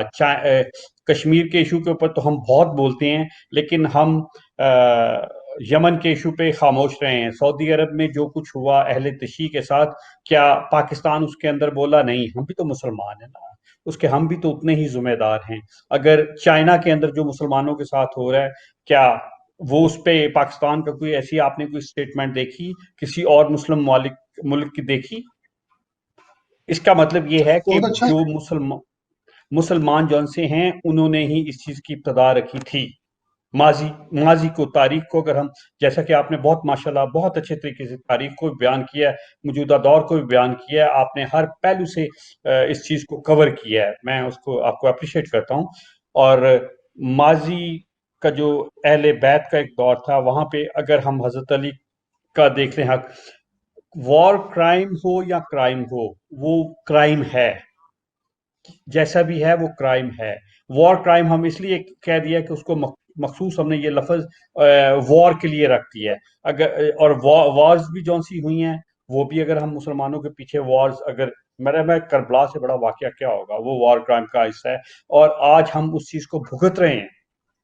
یزید کو بھی میرے خیال میں، یزید کی قبر اگر وجود میں ہے تو وار کرائم کے لیے اس کو بھی اس قبر سے اس کی بے شک ہڈیاں ہیں یا نہیں ہیں، اگر اور کچھ نہیں تو وہاں پہ کم از کم جا کے جوتے تو ضرور لگانے چاہیے، تاکہ ایک ہم پہلے اپنے سے شروع کریں اس چیز کو، تو ہم آگے بڑھ سکتے ہیں. دوسری بات یہ ہے کہ اگر ہم امریکہ کی طرف چلے جائیں یا اسرائیل کی طرف چلے جائیں، تو آپ یہ دیکھیں گے کہ سعودی عرب ہمارے اندر وہ ایک ایسا رول پلے کر رہا ہے جو یزید نے کیا تھا. یہ بھی ایک مسلمان ملک ہے، لیکن یہ یزید سے کم نہیں. آل سعود کو میری نظر میں، میں جو کہتا ہوں، یہ نطفہ یزید ہیں، یہ انسان نہیں ہے. ان کو میں یزید سے تشبیہ دیتا ہوں. اگر آپ یو اے ای میں آ جائیں، یہ انڈیا کا ساتھ تو دیتے ہیں، کشمیر کے سلسلے میں ان کی آواز بند ہو جاتی ہے، کبھی ایک بیان نہیں ہم ان لوگوں کی سنتے۔ اب آپ پیلسٹائن پہ آ جائیں، ہمارا ملک، ہم جو پیدا ہوئے تھے نا، جب اب میں بھی ماشاءاللہ 50 کراس کر گیا ہوں، تو میں کہوں کہ پیلسٹائن پیلسٹائن، اور ہم بھی بڑے متاثر ہوتے تھے ان نعروں سے، جملوں سے، خبروں سے کہ جی پیلسٹائن میں بہت ظلم کر رہا ہے اسرائیل، بہت ظلم کر رہا ہے، اور ہم اس کے لیے کیا کر سکتے ہیں۔ اگر وہاں پہ یہ دیکھا جائے تو آج تک پیلسٹائن کی کسی گورنمنٹ نے کشمیر کے اوپر بولنے کا کوئی ایک بیان اسٹیٹمنٹ نہیں۔ اگر یاسر عرفات جو ہم جس کو ہم ایز اے ہیرو بھی لیتے ہیں، بدقسمتی ہماری یہ ہے کہ ہمارے اندر ہی وہ ایلیمنٹس موجود ہیں یا تھے جنہوں نے وار کرائم کا پورا پورا ساتھ دیا اور اس کے اوپر وہ بولے نہیں ہیں۔ تو تو اس رضا لیے بھائی میں کچھ بھی یہ ایڈ اگر کریں، ابھی ہم نے جو لاسٹ شو کیا تھا اس میں بھائی بات کر رہے تھے کہ جس میں آئی تھنک ضیاء الحق کا ٹائم تھا جب فلسطینیوں کے اوپر اتنے اسرائیل نے فلسطینی قتل نہیں کروائے تھے جتنے ہم کہ نے شاید زیادہ کیے ہیں، ہماری ضیاء نے، ہم نے زیادہ ضیاء، کیے جی ضیاء الحق کی ہی جو وہ جی، حکومت، اس نے تو میں چاہوں گی کہ اس پر بھی تھوڑا سا 25,000 سے روشنی۔ زائد، اس نے وہ ضیاء نے، جب ضیاء وہاں پہ اور تھا ضیاء الحق مڈل کو ہم ایسٹ میں، مرد مومن مرد حق کہتے ہیں، یہاں پہ ایک کمیونٹی دنیا میں موجود ہے جو وہ اس کو ایک بہت عظیم مرد، کرتی ہے۔ اس کو پتہ نہیں، جو مرد حق کہتے ہیں وہ بھی مردود ہیں، اور وہ میرے خیال میں ضیاء الحق، جس کو میں اگر لکھنے میں ہمیشہ ضیاء الحق ہی ہے، وہ حق نہیں ہے، ٹھیک ہے جی۔ اور وہ اس سے بڑا مردود ہماری اس ہسٹری میں کوئی نہیں آیا جس نے اس پاکستان کا بھی بیڑا گرک کیا۔ لیکن ہم اس وقت پاکستان کو نہیں فوکس کر رہے، ہم وار کرائم کو چونکہ کر رہے ہیں، تو وار کرائم میں بہت ساری چیزیں ہیں۔ وار کرائم کے اندر نہ صرف انسانوں کا قتل آتا ہے، ماحول کا قتل بھی آتا ہے، پرندوں کا قتل بھی آتا ہے۔ ہم صرف انسانوں کے اوپر فوکس رکھتے ہیں کیونکہ انسان ایک ذرا تھوڑی سی طاقت رکھتے ہیں، ہم نے کبھی دوسری جانب سوچنے کی کوشش نہیں کی۔ اور جیسا کہ آپ نے بہت ساری کورس کا حوالہ دیا، وینزویلا کا بالکل دیا، بہت اچھا کیا کہ وہ اپنے حق کے لیے بولتا ہے۔ اگر ہم اگر ایران اب چائنا، اگر ہم ایک بلاک بننے جا رہا ہے، چائنا، ایران یا پاکستان اور رشیا اس کو کہہ لیں، تو اس میں سے دیکھیں کہ کتنے اس میں بھی جو ملک شامل ہے وہ وار کرائمز کا حصہ ہیں، ماضی میں بھی تھے، اب بھی ہیں۔ تو اس لیے اب ہم یہ کہیں کہ ان کو انصاف کے لیے کسی کورٹ میں بلا سکیں گے تو اس وقت ہمارے مفادات سب سے پہلے ہوں گے۔ ہم اپنے مفادات کی بیس کے اوپر ہم نہ چائنا کے خلاف جائیں گے، نہ ہم رشیا کے خلاف جائیں گے۔ یہ ایران بھی نہیں بولے گا، ایران بھی رشیا کا جب ایشو آئے گا، میں یہاں پہ تھوڑا سا ایران یہ بھی جاننا چاہوں گی، ابھی آپ نے جی ظلم جی کی بات کی رضا بھائی، کہ یہاں پہ ایک سوال یہ بھی اٹھتا ہے کہ چائنا کے خلاف بھی کہا جاتا ہے کہ وہاں پہ بھی بہت مسلمانوں کا قتل عام کیا جی، جاتا ہے، مگر اس پہ کوئی آواز نہیں اٹھائی جاتی۔ اس بات میں کتنی صداقت ہے اور اس میں کیا آپ ایڈ کرنا چاہیں گے؟ اور دوسرا یہ کہ جو برما میں ہوا اس کی تو ویڈیوز پوری دنیا نے دیکھی کہ معصوم بچے، چھوٹے چھوٹے بچے، یعنی آپ انسانوں یا کسی ایڈلٹس پہ تو ظلم کرتے ہی ہیں، لیکن جو معصوم بچوں کو ٹارچر کر کے، رلا کر اور آگوں میں جلا کر، اور نہ جانے کس کس طریقے سے ظلم کیا گیا۔ بات یہاں پہ جو میرا ایک ذہن میں آتی ہے کہ ہم تو چلے مسلمان ہیں، ہم نے تو ظلم مثلاً کر لیا اور ہمیں تو انہوں نے پروپوگیٹ بھی کر دیا آئسس بنا کر اور دوسرے طریقے سے کہ جی اسلاموفوبیا کا ایک ایلیمنٹ کریٹ کر کے دنیا میں ایک اسلام کا نام بھی بدنام کر دیا۔ مگر یہ تو اپنے آپ کو ہیومینیٹیرین کہتے ہیں، یہ لوگ تو اپنے آپ کو کہتے ہیں کہ جی ہم بڑے انصاف پسند ہیں، ہم میں جتنی انسانیت کی کوالٹیز پائی جاتی ہیں اتنی تو کسی میں نہیں پائی جاتی۔ اور جب بھی ویسٹ کے متعلق بات کی جاتی ہے، ایسٹ میں، تو سب سے پہلا جو بڑا عام جملہ بولا جاتا ہے وہ یہ کہا جاتا ہے کہ جی اسلامی سارے اصول جو ہیں جی وہ ویسٹ نے لے لیے ہیں۔ تو آپ نہیں سمجھتے کہ یہ ہپوکریسی ہے ان لوگوں کی یا ان سسٹمز کی، یا کوئی بلائنڈنس ہے جو ایک جگہ پہ ہے جو کریٹ ہو رہی ہے یا ہو چکی ہے، یا ہم نے اپنی آنکھیں بند کر رکھی ہیں کہ جس کو ہم نہیں دیکھ پا رہے کہ یہ ظلم بھی کر رہے ہیں مگر پھر بھی یہ سویلائزڈ ہیں، پھر بھی ان کو کوئی پکڑ نہیں سکتا، اور یہ جہاں دل چاہتا ہے ویپن آف میس ڈسٹرکشن کا نام لے کر کہیں قتل کر دیتا ہے، کہیں پہ جو ہے جس طرح لیبیا میں انہوں نے اٹیک کیے، اور جس طریقے سے اسلامک دنیا کی جو بہترین لائبریریز یا بہترین جو ان کی جگہیں تھیں، جو ان کا کہہ لیں خزانہ تھے، ان کا ایسٹ تھے، ان تک کو انہوں نے ختم کروا دیا اور کوئی نہیں بولا, کوئی کسی نے کوئی قدم نہیں اٹھایا. آخر کیا ہپوکریسی ہے یہ؟ عام عوام تو پڑھی لکھی ہے نا, ہمارے ملکوں میں تو آپ جانتے ہیں کہ چلے ایجوکیشن نہیں ہے, جہالت ہے بہت زیادہ, مگر ان ممالک میں تو لوگ بڑے بڑے پروفیشنلز ہیں اور بڑا رولز اور ریگولیشنز کو فالو کرنے والے ہیں. تو ان کی ایجوکیشن ان کو اس انسانیت کے لیول پر یا اس کے اوپر تک کیا لا پائی ہے؟ آپ کیا سمجھتے ہیں؟ میں دونوں حضرات سے یہ سوال دونوں رکھوں گی. پہلے رضا بھائی آپ ایڈ کیجیے گا اپنا کمنٹ, پھر ہم حسنین بھائی کی جانب بڑھیں گے. دیکھیے جیسا کہ آپ نے ابھی برما کی مثال دی تو میں ذرا برما سے پہلے اس کے ساتھ آ رہا ہوں بنگلہ دیش میں. 1971 میں وہاں پہ کیا ہوا, ہماری فوج وہاں پہ تھی, کہا جاتا ہے مبینہ طور پہ, میں چونکہ وہاں پہ نہیں تھا اس لیے میں نے تو جو کچھ ہسٹری پڑھی ہے میں اس کی بنا پہ یا دیگر, کہ وہاں پہ کہا جاتا ہے کہ ہماری فوج نے بھی بہت ظلم کی, بہت سے وار کرائم کے ذمہ دار ان کے اوپر بھی بنتا ہے. علیحدہ بات ہے یہ انڈیا کی قید میں چلے گئے. اچھا اب اس کو چیپٹر کو اگر ہم کلوز کر دیں وار کو, تو آپ یہ دیکھیں کہ اس کے بعد وہاں پہ جو پاکستان کے حامی لوگ تھے بہاری, ان کے ساتھ بنگلہ دیش جو ایک مسلمان تھا, ہم غیروں کی بات چھوڑ دیں, ہم اپنوں کی دیکھیں انہوں نے کیا سلوک کیا. ٹھیک ہے, ان کو بھی ویسا ہی میرے خیال میں اذیتیں دے کے مارا گیا جس طرح کہ ہمیں غیر مسلم یا برما والے مار رہے ہیں, یہ جو کچھ کر رہے ہیں ویسا ہی ان کے ساتھ مسلمانوں نے مسلمانوں کے ساتھ کیا. حالانکہ وہ وہیں کے رہنے والے تھے, وہی زبان بول رہے تھے, لیکن وہ پاکستان کے ساتھ ان کی محبت تھی. مسلمانوں نے مسلمانوں کے ساتھ کیا. ابھی ریسنٹلی چلے پھر برما کے اوپر آ جاتے ہیں. برما سے جو مسلمان فرار ہو کے پناہ لینے کے لیے بنگلہ دیش کی طرف آئے, بنگلہ دیش نے, آپ کہہ سکتے ہیں کہ اگر چلے وہاں تو قتل ہوئے, مارے گئے, جیسے بھی اذیت دے کے مارا گیا, انہوں نے پوری کی پوری کشتیاں جو ان کے ساحلوں کی طرف آ رہی تھی ان کو ڈبو دیا فائرنگ کر کے. اس کا نام نہیں آپ لیں گے, یہ تو مسلمانوں کا اپنا ہے. چائنا کے اندر, اب آپ چائنا کا ذکر ہے, چائنا جو ہے وہ بھی یہی کام کر رہا ہے, مسلمانوں کے اوپر بالکل ظلم ڈھا رہا ہے. مجھے چائنا کے اندر بہت سارے پروٹیسٹ جو ہیں وہ کور کرنے کا موقع ملا لنڈن میں, اور میں چائنیز جو مسلمان تھے, میں نے ان کی, میرے پاس اس وقت ویڈیوز ہیں جو میں کسی بنا پہ وہ نہیں لگا سکتا, کیونکہ پھر وہ آئے گا جی کہ آپ چائنا کے خلاف ہیں, آپ پاکستان کے خلاف ہیں, کہ انہوں نے چائنا کے بارے میں کیا. آپ کو یہ معلوم ہے کہ چائنا کے مسلمانوں کو حج کرنے کے لیے بھی کیا کیا پرابلمز پیش آتی ہیں, ان کو حج نہیں کرنے دیا جاتا. بہت بمشکل کچھ لوگ ہوتے ہیں جو کہ وہاں سے وہ نکل پاتے ہیں اور وہ حج کرنے کے, وہ ان کو پہلے پاکستان آنا پڑتا ہے, پھر پاکستان سے غالباً فلائٹ لینی پڑتی ہے. تو اگر ہم اپنے اندر ہی دوسری طرف آ جائیں, سعودی عرب جس کو ہم وہاں پہ ہمارے لیے بڑی مقدس جگہ ہے, بالکل ہے, وہاں پہ خانہ کعبہ ہے, انبیاء کی قبریں ہیں, وہاں پہ اہل بیت کی قبریں ہیں, سب کچھ ہے, ٹھیک ہے. لیکن وہاں پہ اگر آپ دیکھیں کہ جو اہل تشیع کا وہ علاقہ تھا, آپ کو شاید وہ یاد ہوگا جب ہم اس سلسلے میں پروٹیسٹ بھی کیا تھا سعودی میں, جب وہاں کے ایک عالم کو, اس کی ڈیڈ باڈی کو پھینکا گیا تھا زمین کے اوپر ہیلی کاپٹر سے, اگر آپ کو یاد ہو. ٹھیک ہے جی.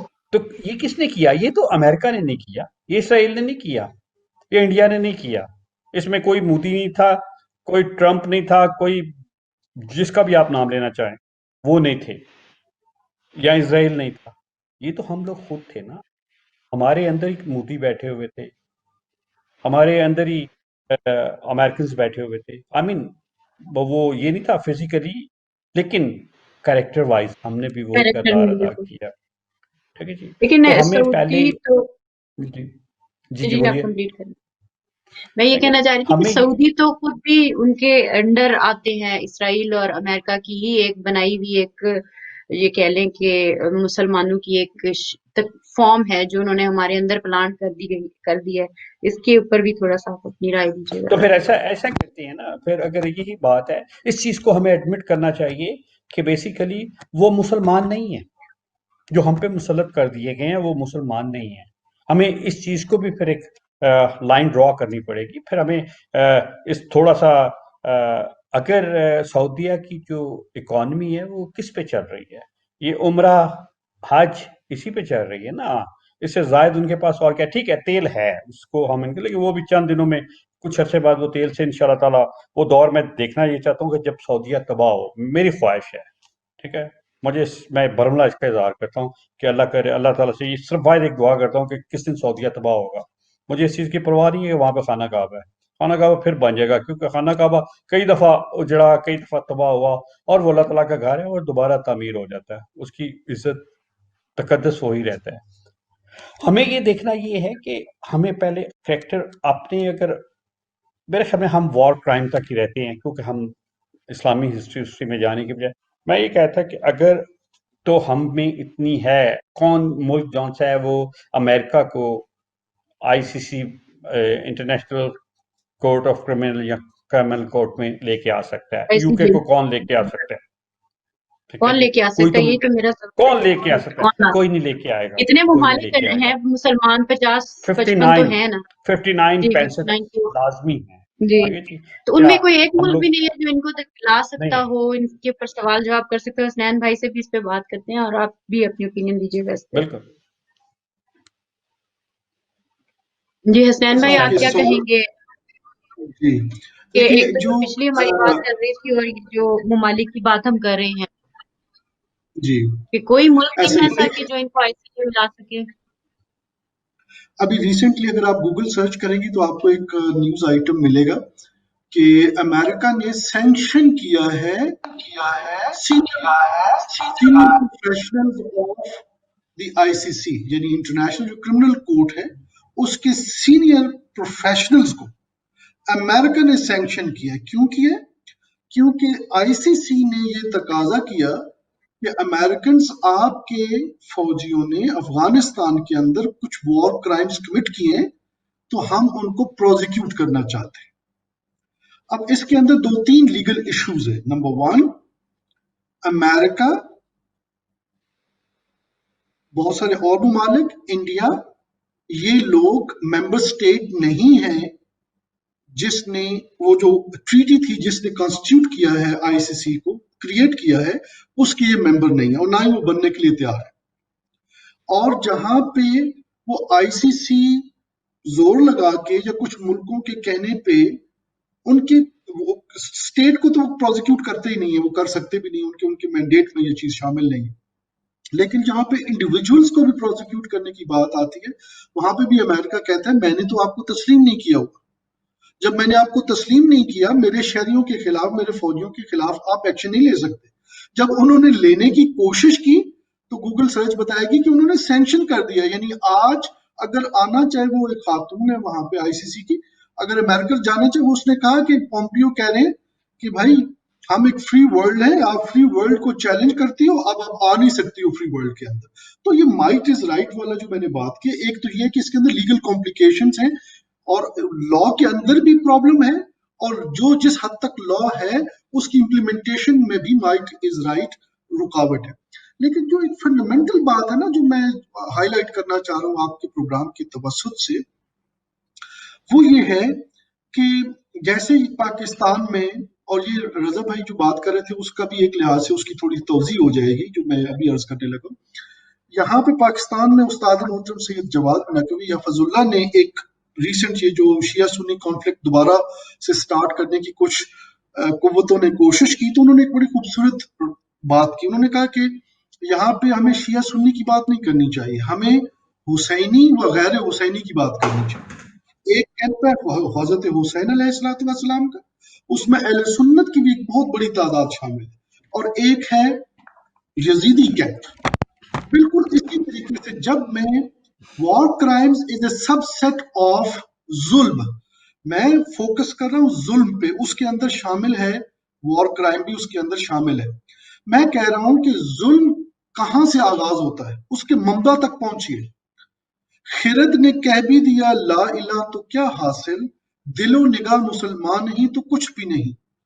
یزید ہو, بنو امیہ کے اور افراد ہوں, یا اس سے پہلے آغاز مسلمانوں نے ظلم کا نہیں کیا. ظلم کا آغاز بہت پہلے ہو چکا, لیکن ظاہراً برائے نام مسلمانوں نے بھی اپنا حصہ ڈالا ہے ظلم کے اندر. کیوں؟ میں مسلمان و غیر مسلمان کی بحث میں نہیں پڑتا. میرے خیال میں قرآن نے جو مفہوم دیا ہے، نام میں رکھ لوں عبد الکریم اور کرم بالکل نہ کروں اپنی زندگی میں، تو کیا میں عبد الکریم ہوں؟ کریم تو ہے اللہ، میں تو نہیں ہوں کریم، میں تو کرم نہیں دکھا. نام رکھنے سے یا مسلمان گھرانے میں پیدا ہو جانے سے انسان مومن نہیں ہوتا. دل و نگاہ مسلمان ہونا چاہیے.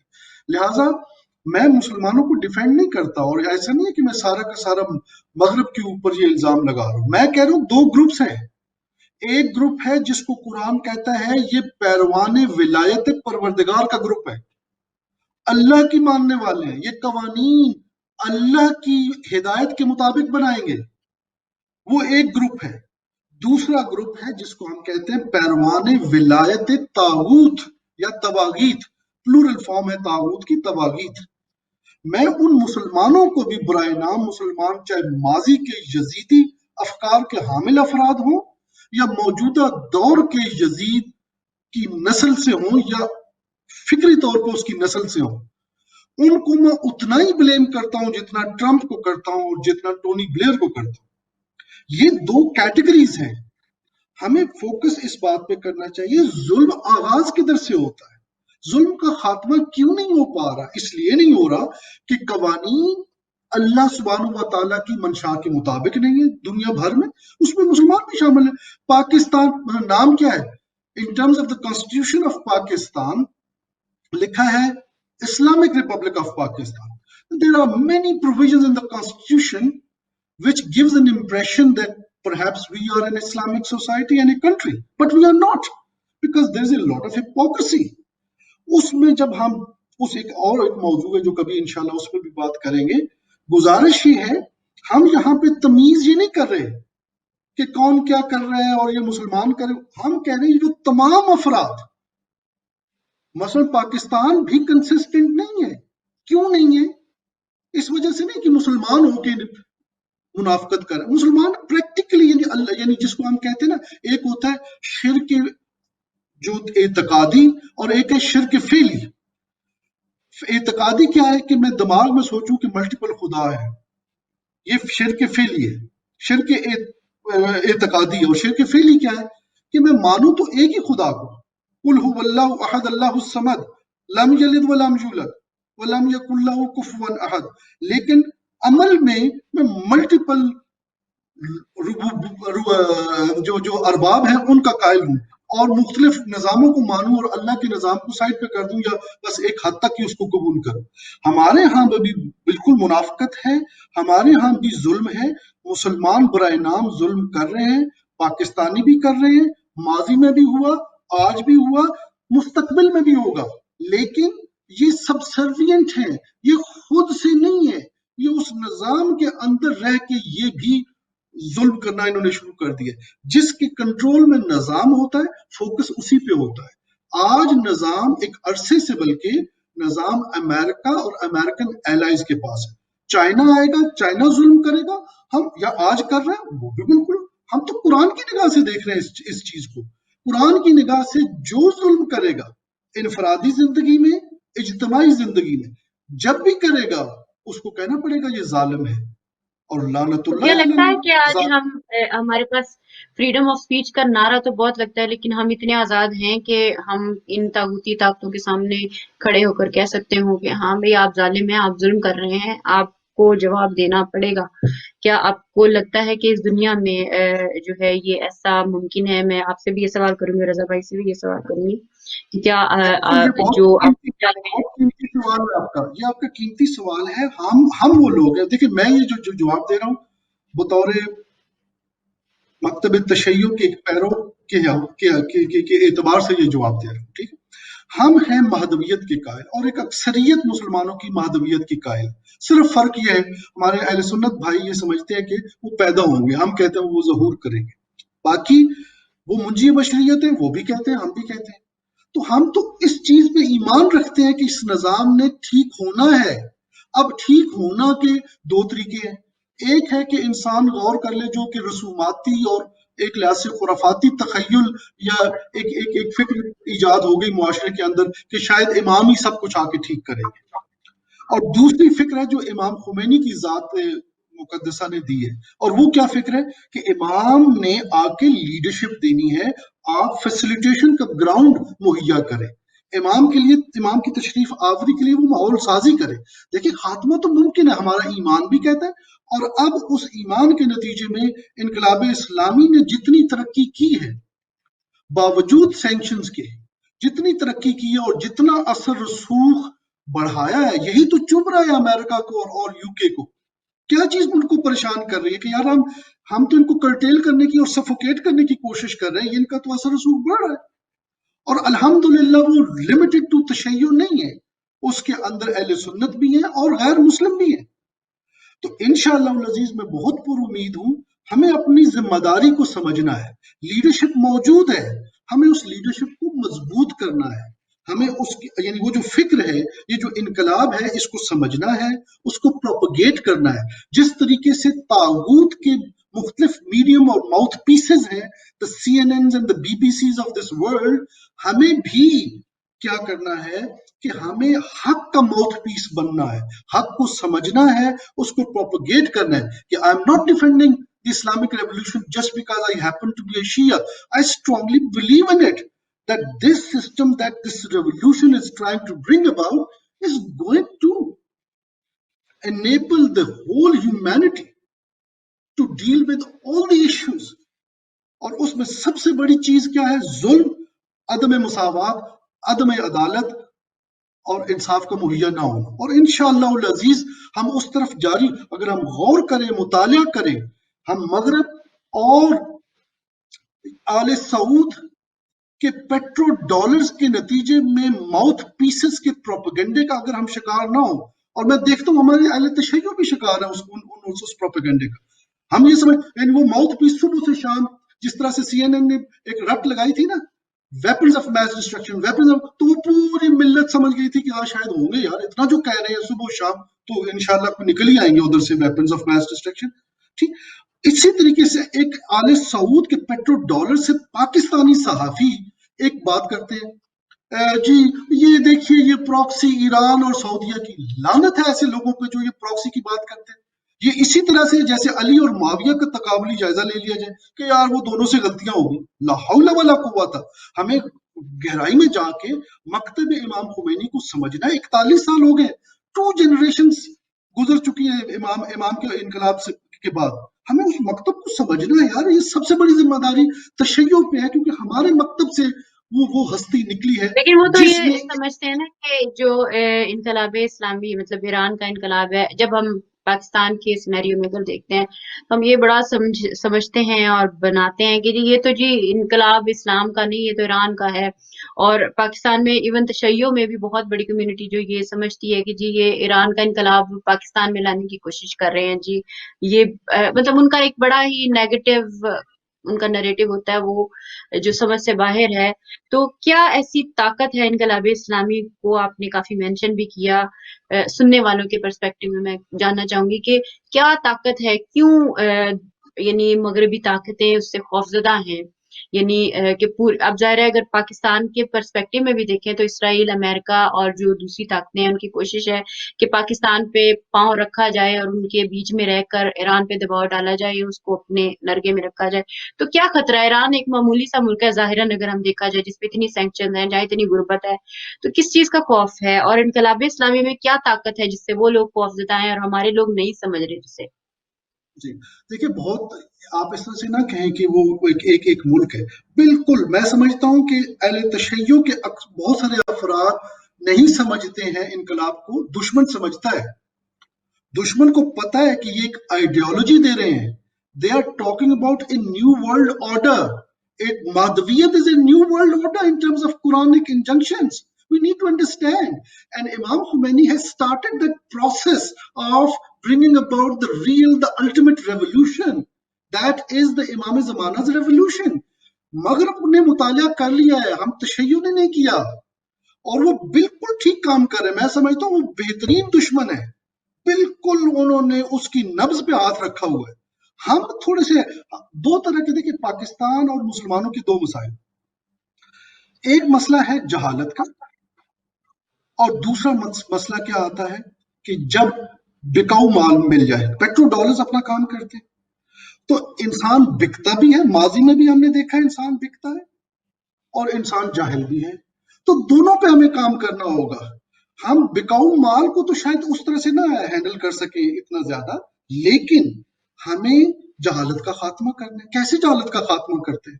आप अपनी आइडियोलॉजी को पेश करते हैं। मसलन आप देखें, जो आप सवाल कर रही हैं, मैं उस आइडियोलॉजी को प्रचार कर, बिकॉज मेरा ईमान है, तो मुझे ये काम, ये जिम्मेदारी है मेरी, ये कुछ सियासी जुमला नहीं है मेरा, मैं ईमान बयान कर रहा हूं आपके सामने, ठीक है? तो इसमें हमने प्रोपोगेट करना है इसको। जब प्रोपोगेशन करेंगे तो हक नुमाया हो जाएगा, बातिल बातिल है, झूठ झूठ है, मतलब सच को कितना कुछ छुपाएगा, एक दफा सच ने नुमाया होना है। तो ये हमें काम करना है, नंबर वन। नंबर टू ये है कि वो जो पेट्रो डॉलर्स वाले हैं, उनके वो माउथ पीसेस का जवाब भी हमने देना है, हमने तकाबुली जायजा लेना है, हमने बताना है कि यार ये अगर सिर्फ शिया का होता तो फलस्तीन में कितने शिया है जरा बता दें, तलाश करने से नहीं मिलता फलस्तीन में शिया। Why is the biggest problem that the US and its allies, जो उनको लगती है फ्रॉम ईरान, वो क्या है कि यार why does Iran follow a policy against Israel? Israel को क्यों, यानी वो क्या कहते हैं, यानी बाकी लोग कह रहे हैं कि जी ऐसा करते, दो स्टेट कर लेते, ईरान कहता है नहीं, हम तो बात कर रहे हैं कि illegitimate entity must be uprooted. इमाम खामनाई का क्या जुमला है कि ये एक cancerous tumour in the body of Islam, this must be uprooted. अब ये रेवोल्यूशनरी थॉट कहां, उधर कौन छिया है? तो ये किसने ये प्रोपोगेट करके तो तमाम अहले सुन्नत को बताना है कि ये मकतबे तशय्यो ने अलम उठाया है, लेकिन ये मुंजी बशरियत की तशरीफ आवरी के लिए अलम उठा हुआ है। ये तशय्यो को के कोई लिमिटेड पर्सनल राइट्स की प्रोटेक्शन के लिए ये नहीं अलम उठा है। सो आई कंक्लूड बाय सेइंग कि बिल्कुल दुश्मन सही समझा है, हम नहीं समझे। हम समझते हैं कि ईरान एक छोटा सा मुल्क है, यार उसको इतना क्यों सफोकेट कर रहे हैं। नो, जब भी इनकलाब, देख हुजूर ने इनकलाब का आगाज किया तो किधर से किया? मदीना से। तो मदीना से जो आगाज हुआ वो बात कहाँ पहुंची? वो एक दरमियान में एक अलहदा एक मसला है कि वो इमामत से बात निकल के खिलाफत और मुल्कियत तक निकल गई, लेकिन आगाज तो एक मदीना से हुआ था।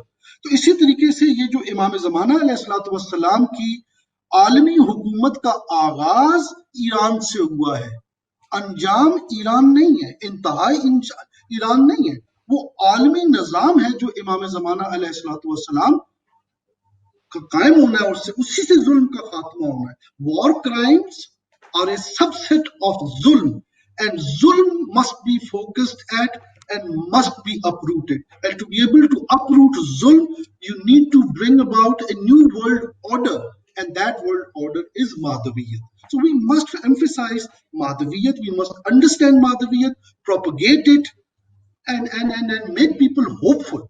We should not be इस तरह से फ्रस्ट्रेटेड और इस तरह से कि हम फील करें कि यार वो मुझे तो हमें तो मार पड़ रही है, तो यस मार पड़ती है, मार तो पड़ी थी, हुजूर के साथियों को भी पड़ी थी, मक्का छोड़ के जाना पड़ गया, मदीना हिजरत करनी पड़ गई, मार पड़ती है। लेकिन अगर आपका ईमान हो, आपकी बात आपको समझ आ रही हो, आप उस पर इस्तकामत दिखाएं, अल्टीमेटली विक्ट्री इज योर्स।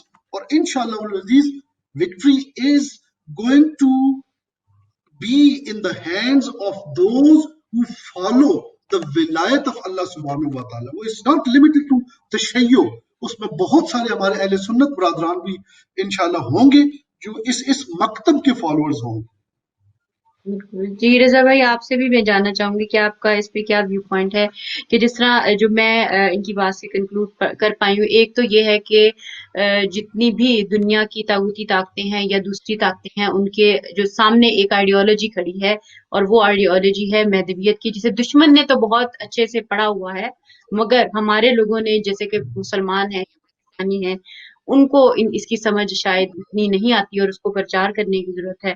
तो आपका इसके ऊपर क्या व्यू पॉइंट है कि کیا دشمن کو بھی ہم دشمن شناسی میں کتنا یعنی کمزور ہیں، بہتر ہیں، اچھے ہیں، کہ ہمارے ملک میں یا ہمارے جو مسلمانوں میں ممالک میں دشمن شناسی کے اوپر اتنی توجہ دی جا رہی ہے جتنا کہ ہمارا دشمن بیدار ہے، مگر ہم نظر آتے ہیں اس حساب سے بیدار. دیکھیے، جہاں تک نا لفظ دشمن ہے تو دشمن جو ہمیشہ دشمن ہی ہوتا ہے، اور اس کو ہر شخص جو ہے نا وہ جانتا ہوتا ہے، اس کو پتہ ہوتا ہے کہ میرا دشمن کون ہے. اب یہ ایک علیحدہ بات ہے کہ ہم اپنے مفادات کی خاطر وہ جو دشمن ہوتا ہے ہم اس کی جانب سے یا تو نظریں پھیر لیتے ہیں یا ہم اس کا مفہوم چینج کر دیتے ہیں.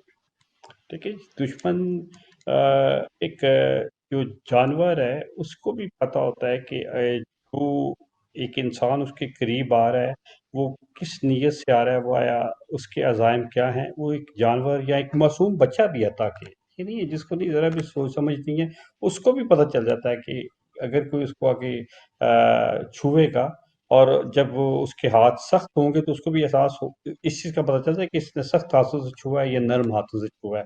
تو میں نہیں سمجھتا کہ ہمیں دشمن کے بارے میں یا دشمن کے عزائم کے بارے میں پتہ نہیں ہے. ہمیں پتہ ضرور ہے لیکن ہم نے اس کی جانب سے نظریں پھیری ہوئی ہیں، یا ہم ہر چیز کو کارپیٹ کے اندر پھینکنے کے ڈالنے کے عادی ہیں.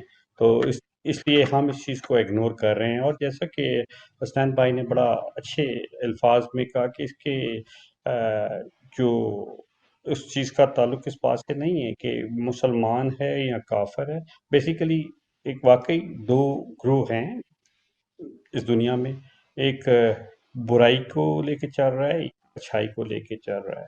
تو جو برائی کو لے کے چل رہے ہیں سب کو پتہ ہوتا ہے کہ جو برا ہے وہ اور اچھا کون ہے اور برا کون ہے. تو ہم یہ ضرور کہیں گے کہ ہمیں پہلے سب سے پہلے اپنے اندر یہ چیز پیدا کرنی چاہیے، نہ ہمیں سنی نہ شیعہ. اس چیز کو ہمیں ایک سائڈ سے ہٹ کے ہمیں پہلے تو یہ دیکھنا یہ ہے کہ ہمارے اپنے مفادات کیا ہیں، جو کہ ہم اپنے عقائد کو، اپنے دین کو مکمل جو ہمیں ایک ضابطہ حیات دیا گیا ہے ہم اس کو سمجھ سکیں. میں ان کی ایک بات سے اتفاق کرتا ہوں کہ جہالت ہے، اور جہالت کے بعد ہمارا ایک معاشی جو پہلو ہے نا وہ بڑا اہم ہے. اگر ہم جہالت دور کریں گے تو ہم اس قابل ہو سکیں گے کہ ہم ہر چیز کو کھلی آنکھوں سے دیکھ سکیں. لیکن اگر ہم جہالت کو دور نہیں کریں گے اور ہمارے معاشی مسائل ویسے کے ویسے رہیں گے تو پھر ہم اس ایک روٹی کی خاطر ہم اپنے دشمن کو اگنور کر دیں گے. اور اس کے رزلٹس یہی ہیں، آپ کے سامنے ہیں کہ ہمارے تمام مسلمان ممالک جو سے ہیں نا وہ میجورٹی جو سی ہے، میں ابھی پڑھ رہا تھا وہ 57 ٹوٹل ممالک ہیں. سوری میں اس کی تصحیح کر دوں کہ 65 میں کہہ گیا تھا، 57 ممالک ہیں. تو اس میں سے موسٹلی اگر دیکھ لیں پاکستان بھی معاشی طور پہ دیکھ لیں بالکل اس قابل نہیں ہے. بنگلہ دیش کو لے لیں آپ، مطلب آپ جس ملک کا نام لیں، چند ایک ہیں جو کہ اس قابل ہیں کہ وہ اگر چاہیں تو اپنے تمام دوسرے اسلامی ممالک کو ساتھ ملاتے ہوئے ہم ایک بڑی فورس بن سکتے ہیں اور ہم دشمن کا صحیح طور پہ مقابلہ کر سکتے ہیں.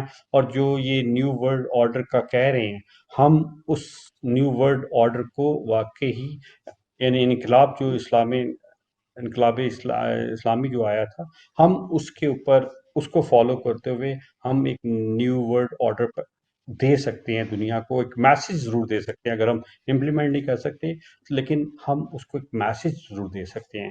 تو ہمارے آپ کو لیے لگتا ہے کہ ہمارے ٹھیک ہے. ملک میں ایجوکیٹ بھی کر رہے ہیں اس پر ہم کہ جو کیونکہ ہمارے یہاں پہ جب بھی اسلامی انقلاب کی بات ہوتی ہے تو پاکستان میں خصوصاً تو اس کو ایرانی انقلاب کہا جاتا ہے، اور چاہے وہ شیعہ ہو چاہے سنی ہو وہ بڑے خوفزدہ سے ہو جاتے ہیں یا شاید کسی انڈر پروفیشن ہوتے ہیں کہ وہ اس سے سننا بھی شاید اس طرح سے گوارا نہیں کرتے. تو آپ کی اس پہ کیا رائے ہے؟ نہیں دیکھیں، ہمیں صرف ایرانی انقلاب نام لینا چاہے یا اسلامی انقلاب، ہمیں صرف اس کا وہ پہلو پڑھایا گیا ہے یا دکھایا گیا ہے. اس میں میڈیا کا بھی بہت قصور ہے جو کہ ظلم تھا. ٹھیک ہے، مطلب اس کو وہ ظلم کے نام سے تعبیر کرتی ہیں.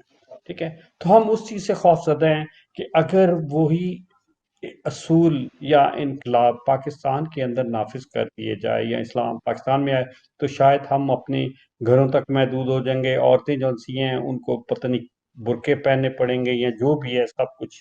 اب وہاں پہ بھی انقلاب آیا تھا ایران کو آپ دیکھ لیں تو ایران میں کیا زندگی چل رہی. انہوں نے اس چیز کو فالو کیا, اگر فل نہیں کیا کچھ نہ کچھ حد تک انہوں نے فالو کیا جس کی وجہ سے اس کی ایگزسٹنس ہے اب بھی ہے. ادروائز جس قسم کے حالات کا سامنا ایران کو کرنا پڑا ہے, اگر پاکستان ہوتا تو شاید بڑی دیر کا ختم ہو گیا ہوتا, لیکن انہوں نے اس کو فالو کیا ہے تو وہ ابھی تک قائم دائم ہے. قائم دائم ہمارا پاکستان بھی انشاءاللہ رہے گا. تو اس کے لیے ہمیں یہ ہے کہ ہمارے اندر جیسے کہ انہوں نے کہا کہ بقاؤ مال ہمارے اندر بھی ہے, بالکل ہیں, جو کہ ایک اگر ٹولہ جو ہے وہ خمینی صاحب کو فالوور ہے خمینی صاحب کا, ان کی تعلیمات کا, تو دوسرا ان کے مخالف بھی ہیں دونوں اہل تشیع. تو یہ جو ایک تفریق ہم میں پڑ چکی ہے, اس کی وجہ سے بھی ہم لوگ جو دوسری طاقتیں ہیں اس کے خلاف ہم کھڑے نہیں ہو سکتے کیونکہ ہم بکے ہوئے ہیں. تو اس کا حل یہی ہے کہ اگر ہم ہمارے چونکہ یہ جو پرٹیکولر آج گفتگو ہے یہ کرائم وار پہ ہے, وار کرائم کے اوپر ہے, اور اس کے کہ ہم اس کے اوپر عمل درآمد کیوں نہیں ہوتا جبکہ یونائٹڈ نیشن بھی ہے, ICC بھی ہے. تو لیکن ہم اس کو چونکہ ایک بہت زیادہ اسلامی رنگ دے چکے ہیں, اسلام کو بہت زیادہ انوالو کر چکے ہیں, ہم اس کو انٹرنیشنلی جو پراسپیکٹ تھا اس کو نہیں ہم دیکھ پائے. تو اگر ہم اس کے اوپر گفتگو کرتے تو شاید بہت زیادہ چیزیں ہمارے سامنے بھی آتی, لیکن شاید بہت سارے اس وقت پہلے چھپے بھی ہوئے ہیں کہ وار کرائم ہمیں ہماری جو عوام ہے یہ ہے یا کوئی اور بھی, ابھی تو ہمیں یہ نہیں پتا کہ وار کرائم کتنی قسم کے ہوتے ہیں, کون سے ہوتے ہیں, اس میں کیا کیا عمل ہوتے ہیں. ہمیں تو ابھی تک اس بارے میں بھی ایجوکیٹ کرنے کی ضرورت ہے. یہ ہم نے وار کرائم کا نام سنا ہے لیکن ہم لوگوں کو ایجوکیٹ نہیں ابھی تک کر پائے. اگر جب تک ہم ایجوکیٹ نہیں کریں گے تو آواز کیسے اٹھے گی. اگر جیسے ابھی مطلب کہ انہوں نے اسرائیل کو لے کے آئے ہیں, انہوں نے سمجھا ہے کہ پیلسٹائن کے خلاف جو بھی ہو رہا ہے, نسل کشی ہو رہی ہے, وہ اس کے حق میں انہوں نے پچھلے سال ہی غالباً 20 دسمبر کو ایک ICC میں گئی ہے, اور اس کے اوپر دیکھیں کہ کب اس کے اوپر شروع ہوتا ہے کیس, یہ ایک علیحدہ بات ہے, لیکن وہ آیا ضرور ہے, اب کیس ICC میں آ چکا ہے. پہلے تو یہ چیز جو سی تھی اس کو لانا ہی ایک بہت بڑا مسئلہ تھا, لیکن اس کو لایا کون ہے, کیا مسلمان لے کے آئے ہیں؟ نہیں, مسلمان نہیں لے کے آئے, اس کو لانے والا بھی جو ہے وہ کرسچین ہی ہے. ٹھیک ہے, تو اس لیے ہمیں اس بارے میں ایجوکیٹ کرنا بہت ضروری ہے ہر پہلو کے اوپر. ٹھیک ہے, اسلامی نقطہ نظر سے بھی کریں, ہم انٹرنیشنل بھی کریں کہ اس وقت جو وار کرائم ہیں وہ کتنی قسم کے ہیں اور کہاں یہ ہو رہے ہیں. تو میرے خیال میں ہم کافی حد ہپوکریسی تک کے نیچے چھپ جاتے ہیں. آپ نہیں سمجھتے کہ یہ جو دنیا, ہم وار کرائم کو اسی لیے ڈسکس کرنا چاہ رہے تھے کہ ہم تو چلے مسلمان ہیں, ہمارا ایک علیحدہ آئیڈیالوجی ہے زندگی جینے کی, لیکن اس کے باوجود ہم خود بھی ظلم کرتے ہیں, اس کا حصہ بنتے ہیں, اور اس کے باوجود بھی خود کو اچھا سمجھتے ہیں. لیکن دوسری جو دنیا ہے, جیسے کہ امریکہ کہہ لیں, UK کہہ لیں, یا اس طرح کے جو بڑے بڑے ممالک ہیں جو اپنے آپ کو بڑا سویلائزڈ اور بڑا ہیومینیٹیرین سمجھتے ہیں, اور وہ جب ایسے وار کرائمز میں کہ آج معصوم بچے یمن میں وہ چینی اور پانی کے ساتھ جی رہے ہیں, اور ان کے پاس اتنا بڑا ہیومن لائف ڈیزاسٹر جو ہے ہونے جا رہا ہے ابھی اپ کمنگ ڈیز میں یا منتھس میں کہہ لیں, کہ آپ بچوں کی ہڈیاں دیکھتے ہیں کہ آپ کے اندر کوئی انسانیت نہیں جاگتی, آپ کے اندر کوئی جذبہ نہیں جاگتا, لیکن ویسے آپ کا ایک ٹاور گرتا ہے جو کہ آپ کی اپنی جو بنائی ہوئی گیم کے تحت گرتا ہے, تو آپ پوری دنیا کو تباہ کرنے کے لیے نکل کھڑے ہوتے ہیں. تو اس ہپوکریسی کو جو ہے بہت دنیا سمجھ بھی رہی ہے, لیکن پھر بھی ہم اتنا اس طریقے سے کٹہروں میں نہیں لا پا رہے. اس کی کیا وجہ ہے؟ اگر دیکھیں اجازت ہو تو رضا میں بھائی. رضا بھائی بات کی ہے, میں اس پہ تھوڑا جی سا بڑا اچھا انہوں نے ریز کیا, میں اس پہ تھوڑی پلیز وضاحت دے دوں. پلیز. دیکھیں جی جی ضرور. جو وار کرائم ہے, براڈلی اسپیکنگ اگر ہم غور کریں تو سویلینز کو مارنا, بچوں کو جی مارنا, بچوں کو استعمال کرنا, خواتین پہ ظلم کرنا، خواتین پہ ظلم کی مختلف قسمیں ہیں اور اس میں وضاحت میں نہیں جاتا، کافی ساری قسموں سے واقف ہیں. ایگریشن دکھانا، بلی کرنا، ضرورت سے زیادہ ہتھیار استعمال کر دینا، ضرورت سے زیادہ بمبارڈمنٹ کر دینا، ٹھیک ہے، وغیرہ بہت ساری چیزیں ہیں جن کو ہم وار کرائمز کہتے ہیں. مثال کے طور پہ جو آئی سی سی نے کوشش کی کہ امریکن جو فوجی تھے جنہوں نے افغانستان کے اندر وار کرائمز کی، انہوں نے کہا کہ بھائی وہاں پہ آپ نے کیپچر کیا ہوا ہے لوگوں کو، تو آپ ان کو مارتے کیوں؟ یعنی ایویڈنس ایسی آئی ہے کہ پتہ چلا کہ لوگوں کو مارا اور اذیتیں دی. بھائی آپ نے پکڑا ہوا ہے، اب تو آپ نے اس کو اپنے قابو میں کیا ہوا ہے، اب آپ اس کو اذیت کیوں دے رہے ہیں؟ آپ اس کو مار کیوں رہے ہیں؟ یہ وار کرائمز ہیں. یا آپ ایسے چلتے ہوئے آپ دیکھ رہے ہیں کہ آپ کو ذرا شک ہو گیا کہ یار یہ بچہ شاید ابھی جو ہے نا پتھر مارنے لگا ہے اور پتھر سے میرا سر پھٹ سکتا ہے، میں گولی مار دوں بچے کو. یہ وار کرائم ہے. تو اس طرح کے دنیا بھر میں ہوئے ہیں. کیوں نہیں اس پہ عمل ہو رہا؟ اس کی میں آپ کو 3 چیزیں بتا دیتا ہوں. نمبر 1، ایک ہے جو ایگزسٹنگ لاز ہیں. دیکھیں 2 براڈ لاز ہیں. اس کو یہ جب بھی آپ وار کرائم کی آپ بات کریں گے تو لازمی طور پہ آپ 2 یا 2 سے زیادہ سٹیٹس کے کانفلکٹ میں آپ بات کر رہے ہوتے ہیں، کیونکہ آپ اپنے ملک میں تو وار نہیں کر رہے ہوتے نا، وہ تو ایک انٹرنل آپ کا ایک کانفلکٹ ہوتا ہے جس کی اپنے آپ کے انٹرنل سسٹم، جوڈیشل سسٹم ہوتا ہے جو اس کو حل کرنا چاہیے. ہم بات کر رہے ہیں جہاں پہ ایک سٹیٹ دوسری سٹیٹ یا دوسری نیشن پہ حملہ آور ہو اور اس کے نتیجے میں ایسے جرائم کا ارتکاب کرے کہ جہاں پہ ہم کہہ رہے ہیں کہ یار اس کا سدباب کیوں نہیں ہو رہا اور اس پہ کیوں نہیں ایک عمل ہو رہا.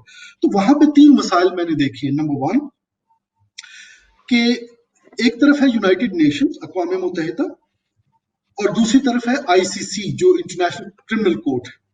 آئی C C is a separate body from the United Nations. United Nations کی سیکورٹی کونسل ہو یا جنرل باڈی ہو، ہر 2 یہ تقاضا کرتے ہیں کہ آپ نے کانفلکٹ ہونے ہی نہیں دینا. اگر ہوگا آپ اس کو یوں ہی ہوگا، آپ اسے کہیں گے رک جاؤ، جیسے انڈیا پاکستان کا تھا جس کو ہم کشمیر ریزولوشن کا ذکر کر رہے ہیں 70 سال سے. تو وہاں پہ یہ کہ یونائٹڈ نیشن کی سیکورٹی کونسل کہے گی کہ بھائی آپ نے لڑائی جھگڑا نہیں کرنا، ہم آپ کو مسئلہ حل کر کے دیتے ہیں. اب اگر اس کے باوجود کوئی رکے نہ تو پھر وہ پورا ان کا سسٹم جو یونائٹڈ نیشنز کا ہے وہ اس کو کاؤنٹر کرے جو بات نہیں مان رہا یونائٹڈ نیشنز کی. یہ کتنی دفعہ ہوا ہے، کب ہوا ہے، آپ اس پہ خود مطالعہ کر سکتے ہیں. دوسرا آ گیا آئی سی سی. آئی سی سی میں پرابلم یہ ہے کہ وہاں پہ number of influential and big countries are not member states. تو جب ممبر اسٹیٹس نہیں ہوتی تو قانون کے اندر ایک پیچیدگی آ جاتی ہے کہ میں نے جب تسلیم ہی نہیں کیا کسی کو تو کیا مجھے میرا ٹرائل ہو سکتا ہے؟ میں نے تو اس جورسڈکشن کو، لیگل ٹرمز میں کہتے ہیں جورسڈکشن، میں نے اس جورسڈکشن کو ہی نہیں قبول کیا تو کیا اس میں ٹرائل ہو سکتا ہے؟ وہاں پہ جو تھوڑی بہت گنجائشیں تھیں ان گنجائشوں کو بھی مائٹ از رائٹ کے پرنسپل کے تحت فرسٹریٹ کر دیا جاتا ہے. اور تیسرا مسئلہ یہ ہے کہ ان قوانین کے تحت اگر کوئی ہو بھی جائے فیصلہ تو اس کی امپلیمنٹیشن کے لیے مثلا آپ کوئی ایک چھوٹے لیول کا ایک دیکھیے، ایک کرائم ہوا پاکستان میں، ہوتے رہتے، ہر ملک میں ہوتے رہتے، اس میں ایک قانون موجود ہو تو اب اس قانون کے مطابق آپ نے اگر وہ پولیس اور وہ جوڈیشل سسٹم اگر نہ بنا ہوا ہو تو کیا ہوگا؟ وہ ایک جرم تو ہو جائے گا لیکن سزا نہیں مل سکے گی. تو اب آئی سی سی جو انٹرنیشنل کرمنل کورٹ ہے اس کے بارے میں آپ دیکھ لیجئے کہ اس کے پاس کوئی پاور ہے انفورس کرنے کی. پہلی بات تو یہ وہ ہر ایک کو ٹرائی نہیں کر سکتا، اور اگر کر بھی لیں تو انفورس کیسے کرے گا؟ تو 2 مسائل ہیں، یعنی آپ اس کو کلی طور پہ میں بات کر رہا ہوں. ایک یہ ہے کہ ڈیفیکٹو لیجسلیشن جو لیگل سسٹم ہے دنیا میں ڈیفیکٹو ہے، اور دوسرا مسئلہ یہ ہے کہ جو لاز موجود ہیں اس کی بریچز ہوتی ہیں، اس کی وائلیشن ہوتی ہے. Might is right.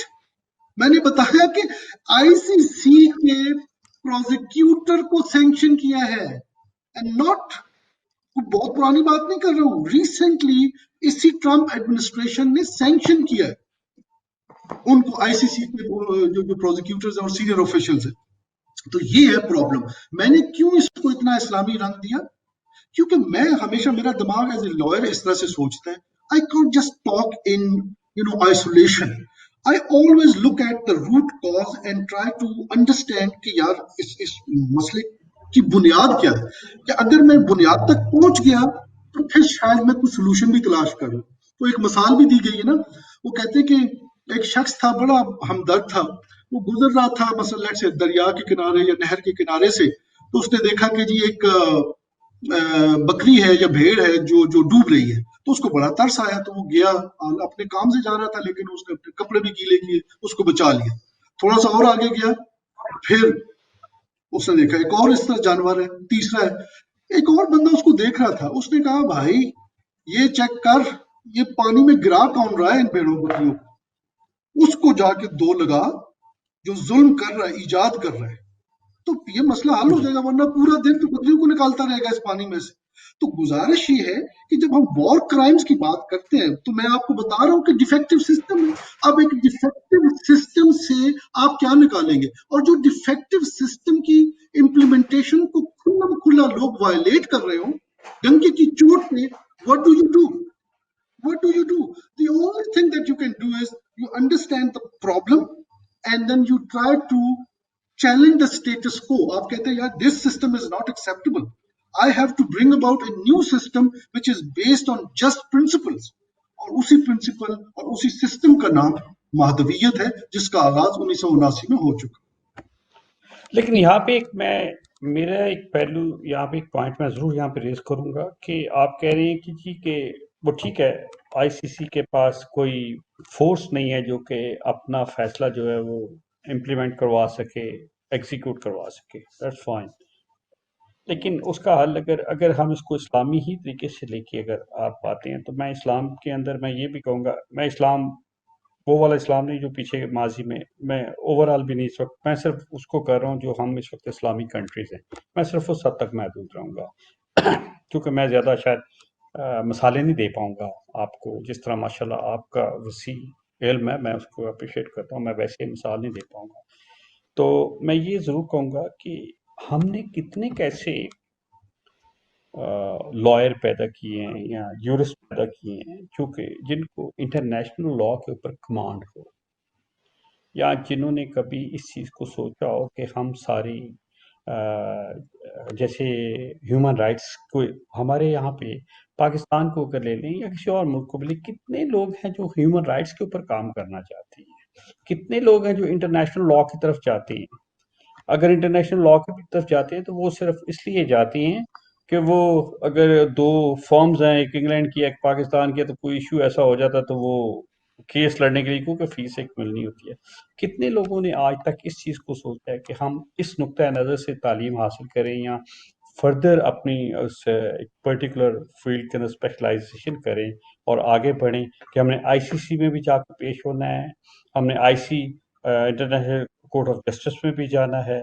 کبھی ہم نے اگر یہی ایک اتنا اسٹرانگ گروپ جس کے پاس اپنے آرگومنٹ ہوں, جن کے پاس اپنا نالج ہو, تو میرا خیال ہے کہ اس کے لیے انہیں یہ ضروری نہیں ہے کہ آئی سی سی جو ان سے وہ ایگزیکیوٹ کروا پاتا ہے کہ نہیں کروا پاتا. آپ کا کام ہے اپنی آواز کو, اپنے آرگومنٹس کو, اپنے میسج کو دنیا تک پہنچانا. آپ وہی کیس اٹھاتے ہیں, آپ امریکہ جو ہے امریکہ کے کورٹ میں جا کے وہ کیس جو ہے, بے شک وہ مانے یا نہ مانے, لیکن اس کی کورٹ میں جا کے اگر آپ فائل کرتے ہیں وہاں پہ آرگو کریں, آپ اپنے آرگومنٹس کریں, ہارے یا جیتے, دس از اندر ایشو. لیکن کم سے کم دنیا کی نظروں میں ایک چیز تو آئے گی نا کہ یہ چیز اٹھائی گئی ہے. ہم نے کبھی اس پہلو پہ بھی سوچا ہے؟ اس کا جواب میں آپ سے, چونکہ آپ ماشاءاللہ وکیل ہے. جی بالکل, آئی تھنک بڑی مناسب تجویز ہے آپ کی. آپ یہ کہہ رہے ہیں کہ بھائی میں جو آپ کی بات سمجھا وہ یہ ہے کہ بھائی جو مہدویت اور وہ جو بات ساری میں نے کی ہے براڈ یا ایک بڑی جو بات ہے وہ والی آپ کہتے ہیں اس کو جاری و ساری رکھیں, لیکن آج جو لاز موجود ہیں albeit defective, albeit imperfect, but we need to have experts available کہ یار جو ہے something is better than nothing. So why don't you take advantage of the defective and the imperfect system and agitate the matter to the extent you can, and you take advantage of whatever little advantage you can. I think that's a very good suggestion. اور اس میں کچھ ہیں بھی یعنی اتنے نہیں ہیں جتنے میرے خیال میں آپ سوچ رہے ہیں یا آپ کی خواہش ہے، اور بالکل یہ جائز خواہش ہے، ہونے چاہیے، اور ہمیں اس سلسلے میں اس میدان میں آنا چاہیے۔ میری اسپیشلائزیشن یا میری پریکٹس ذرا تھوڑی فرق نوعیت کی، آپ کو میری ویب سائٹ پہ آپ جا کے دیکھیں گے۔ یہ تو بہن نے تقاضا کیا تو میں نے کوشش کی کہ میں بھی کوئی ہمبل کنٹریبیوشن کر لوں اس پروگرام کے اندر۔ تو ماشاءاللہ بہت اچھا میں کر رہے ہیں۔ جی بس آپ کو بہت شکریہ۔ تو میں یہ کہوں گا کہ یس، آپ کی تجویز مناسب ہے اور اس میں ایسے لوگ آنے چاہیے، لیکن آفٹر میں نے ہوا یہ کہ تھوڑا سا مطالعہ کر لیا رضا بھائی انقلاب اسلامی کا، اور شوق سے تھوڑا مطالعہ کر لیا۔ اب اس کے نتیجے میں ایک آپ سمجھ لیں کہ میرے سامنے ایک وہ کہتے ہیں میں بے حیرت ہوں کہ دنیا کیا سے کیا ہو جائے گی، تو میں اس کیفیت پہ ہوں۔ تو میں پوری براڈ بات دیکھ رہا ہوں، جیسے مثلا ایک مفکر کا جملہ ہے، اب آپ اس جملے کی ذرا اپریشیٹ کیجئے گا اس جملے کو۔ وہ کہتا ہے کہ اے تشیع، اے مکتب تشیع کے پیروان اور پیروکار، آپ کے پاس 7 ارب انسانیت کی نجات کا نظام تھا، جس نظام کا نام ولایت و امامت ہے۔ آپ نے یہ ذمہ داری کیوں نہیں نبھائی؟ اس کو پورا کیوں نہیں کیا اس ذمہ داری؟ یعنی یہ انقلاب اتنی بڑی بات کر رہا ہے، انقلاب کہہ رہا ہے پاس دنیا کے مسائل کا حل ہے، جس کو مہدویت کہتے ہیں۔ ہم نے انٹرنیشنل لا کو تبدیل کرنا ہے، ہم نے ہر چیز کے اندر، اور ہوتا کیا، جب وہ آپ نے ایک مثال سنی ہوگی کہ حضور ایک غزوہ میں تھے، تو وہ وہاں سے وہ پتھر اٹھا رہے تھے، تو حضور نے کہا جی اچھا یہ پتھر اٹھائے، اس سے جو ہے روم فتح ہو گیا، اس سے اگلے پتھر سے انہوں نے کہا کہ یہ ایران اس وقت کا پرشیا۔ اصحاب تھوڑا سا مسکرائے بھی کہ ابھی تو ہمیں مطلب جان کے لالے پڑے ہوئے ہیں، ہجرت کی ہوئی ہے اور بڑی مشکلات کا شکار ہے، اور یہ بڑی بڑی سلطنت کو گرانے کی بات کر رہے ہیں۔ بالکل اسی طریقے سے جیسے وہ ہوا، لیکن اس کے اپنے مسائل ہیں جو بعد میں ہوئے بدقسمتی سے، وہ انسان کی ایک بدقسمتی ہے، وہ کسی اور وقت پہ انشاءاللہ اس پہ بھی بات کریں گے۔ لیکن میں بالکل اس طرح سے دیکھتا ہوں، میرا ایمان اس طرح سے ہوا ہے کہ یار ہمارے پاس ولایت و امامت، وہ یہ کہ تشیع سے ایک بہت بڑی غلطی ہوئی ہے، اور وہ یہ ہوئی ہے کہ ہم نے ولایت و امامت کو ایک اعتقادی مسئلہ بنا لیا۔ ہم نے سمجھا کہ یہ صرف ہم نے اپنے دماغ میں رکھنا ہے کہ امام علی علیہ السلام خلیفۃ بلا فصل ہے، بالکل ہے، 100% ہے، بے شک، لیکن وہ بے ایک شک۔ نظام بھی ہے۔ وہ نظام ہمیں نہیں کسی نے بتایا، اس کا ذکر امام خمینی نے کیا ہے، اور امام خمینی کے جو افکار کے حامل افراد تھے، شہید باقر الصدر، شہید باقر کو کیوں شہید کروایا گیا؟ Because he was also a revolutionary and he would also talk about Madhaviyat and so on. So, آپ کی بات بالکل درست ہے کہ ہمیں اس پہ بھی جو ہمارے پاس اپرچونٹی، جو بھی چیز موجود ہے اس کو آپٹمائز اور ایکسپلائٹ کرنا چاہیے، we should take advantage of that. But میری آپ سے ریکویسٹ اور التماس یہ ہے کہ وہ جو بگ پکچر ہے، جو اسٹیٹس کو چیلنج کرنے کی ترویج کرتی ہے اور ایک روشنی دیتی ہے، اس پہ ہماری نظر رکھنی چاہیے، پر امید رہنا چاہیے، اور اپنی کنٹریبیوشن کرنی چاہیے۔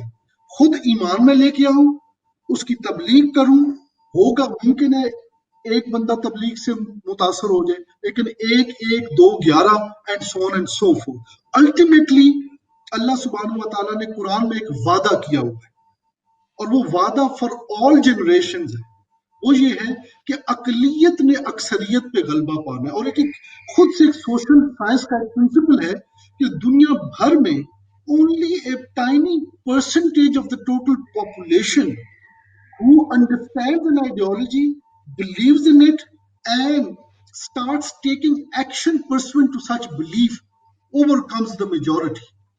یہ سیکولر بنیادوں پہ بھی یہ پرنسپل لگتا ہے، اور ہم تو اللہ سبحانہ و تعالیٰ کے احکامات کے مطابق جب یہ کام کریں گے تو کامیابی انشاءاللہ ہمارے قدم چومے گی۔ بہت بہت شکریہ آمین۔ سید حسنین نقوی صاحب اور رضا نقوی صاحب، آپ کا بھی۔ آپ دونوں مہمانوں نے بہت ہی خوبصورت گفتگو کی اور بہت मालूमाती थी। यकीनन देखने वालों को इससे बहुत कुछ सीखने को मिला होगा। मैं बेहद शुक्रगुज़ार हूँ कि आपने बहुत वक़्त निकाला और हमारे साथ शामिल हुए, और देखने वालों के लिए भी यही पैगाम है कि जो वॉर क्राइम्स हैं उनको ना सिर्फ़ समझिए, बल्कि उनके साथ-साथ जो अपने लीगल सिस्टम्स हैं और उसके अंदर जो मौजूद डिफेक्ट्स हैं उनको अंडरस्टैंड करते हुए हम भी अपने लोगों की वो टीम तैयार करें जो इस लीगल सिस्टम में रहते हुए कम से कम, जिस तरह हमारे मेहमानों ने अपनी गुफ्तगू में कहा कि कुछ ना होने से जो है, कुछ होना बिल्कुल भी कुछ ना होने से बेहतर है, तो हम कोशिश करें कि अपने कुछ लोग तैयार करें जो इन जगहों पे हों और अपने जो और ज़ुल्म को ज़ुल्म कहें ओवरऑल जो है, और जो वॉर क्राइम्स कहीं भी हों, किसी के भी खिलाफ हों और कोई भी कर रहा हो, जो भी ज़ुल्म कर रहा हो, उसको ज़ालिम कहें और मज़लूम का साथ दें, ताकि हम इन आनी हाथों को जो है वो पकड़ सकें और इनको जो है हक का साथ दे सकें। इन्हीं पैगामात के साथ जहाँ रहें खुश रहें, आबाद रहें, इजाज़त चाहूँगी। अल्लाह हाफ़िज़।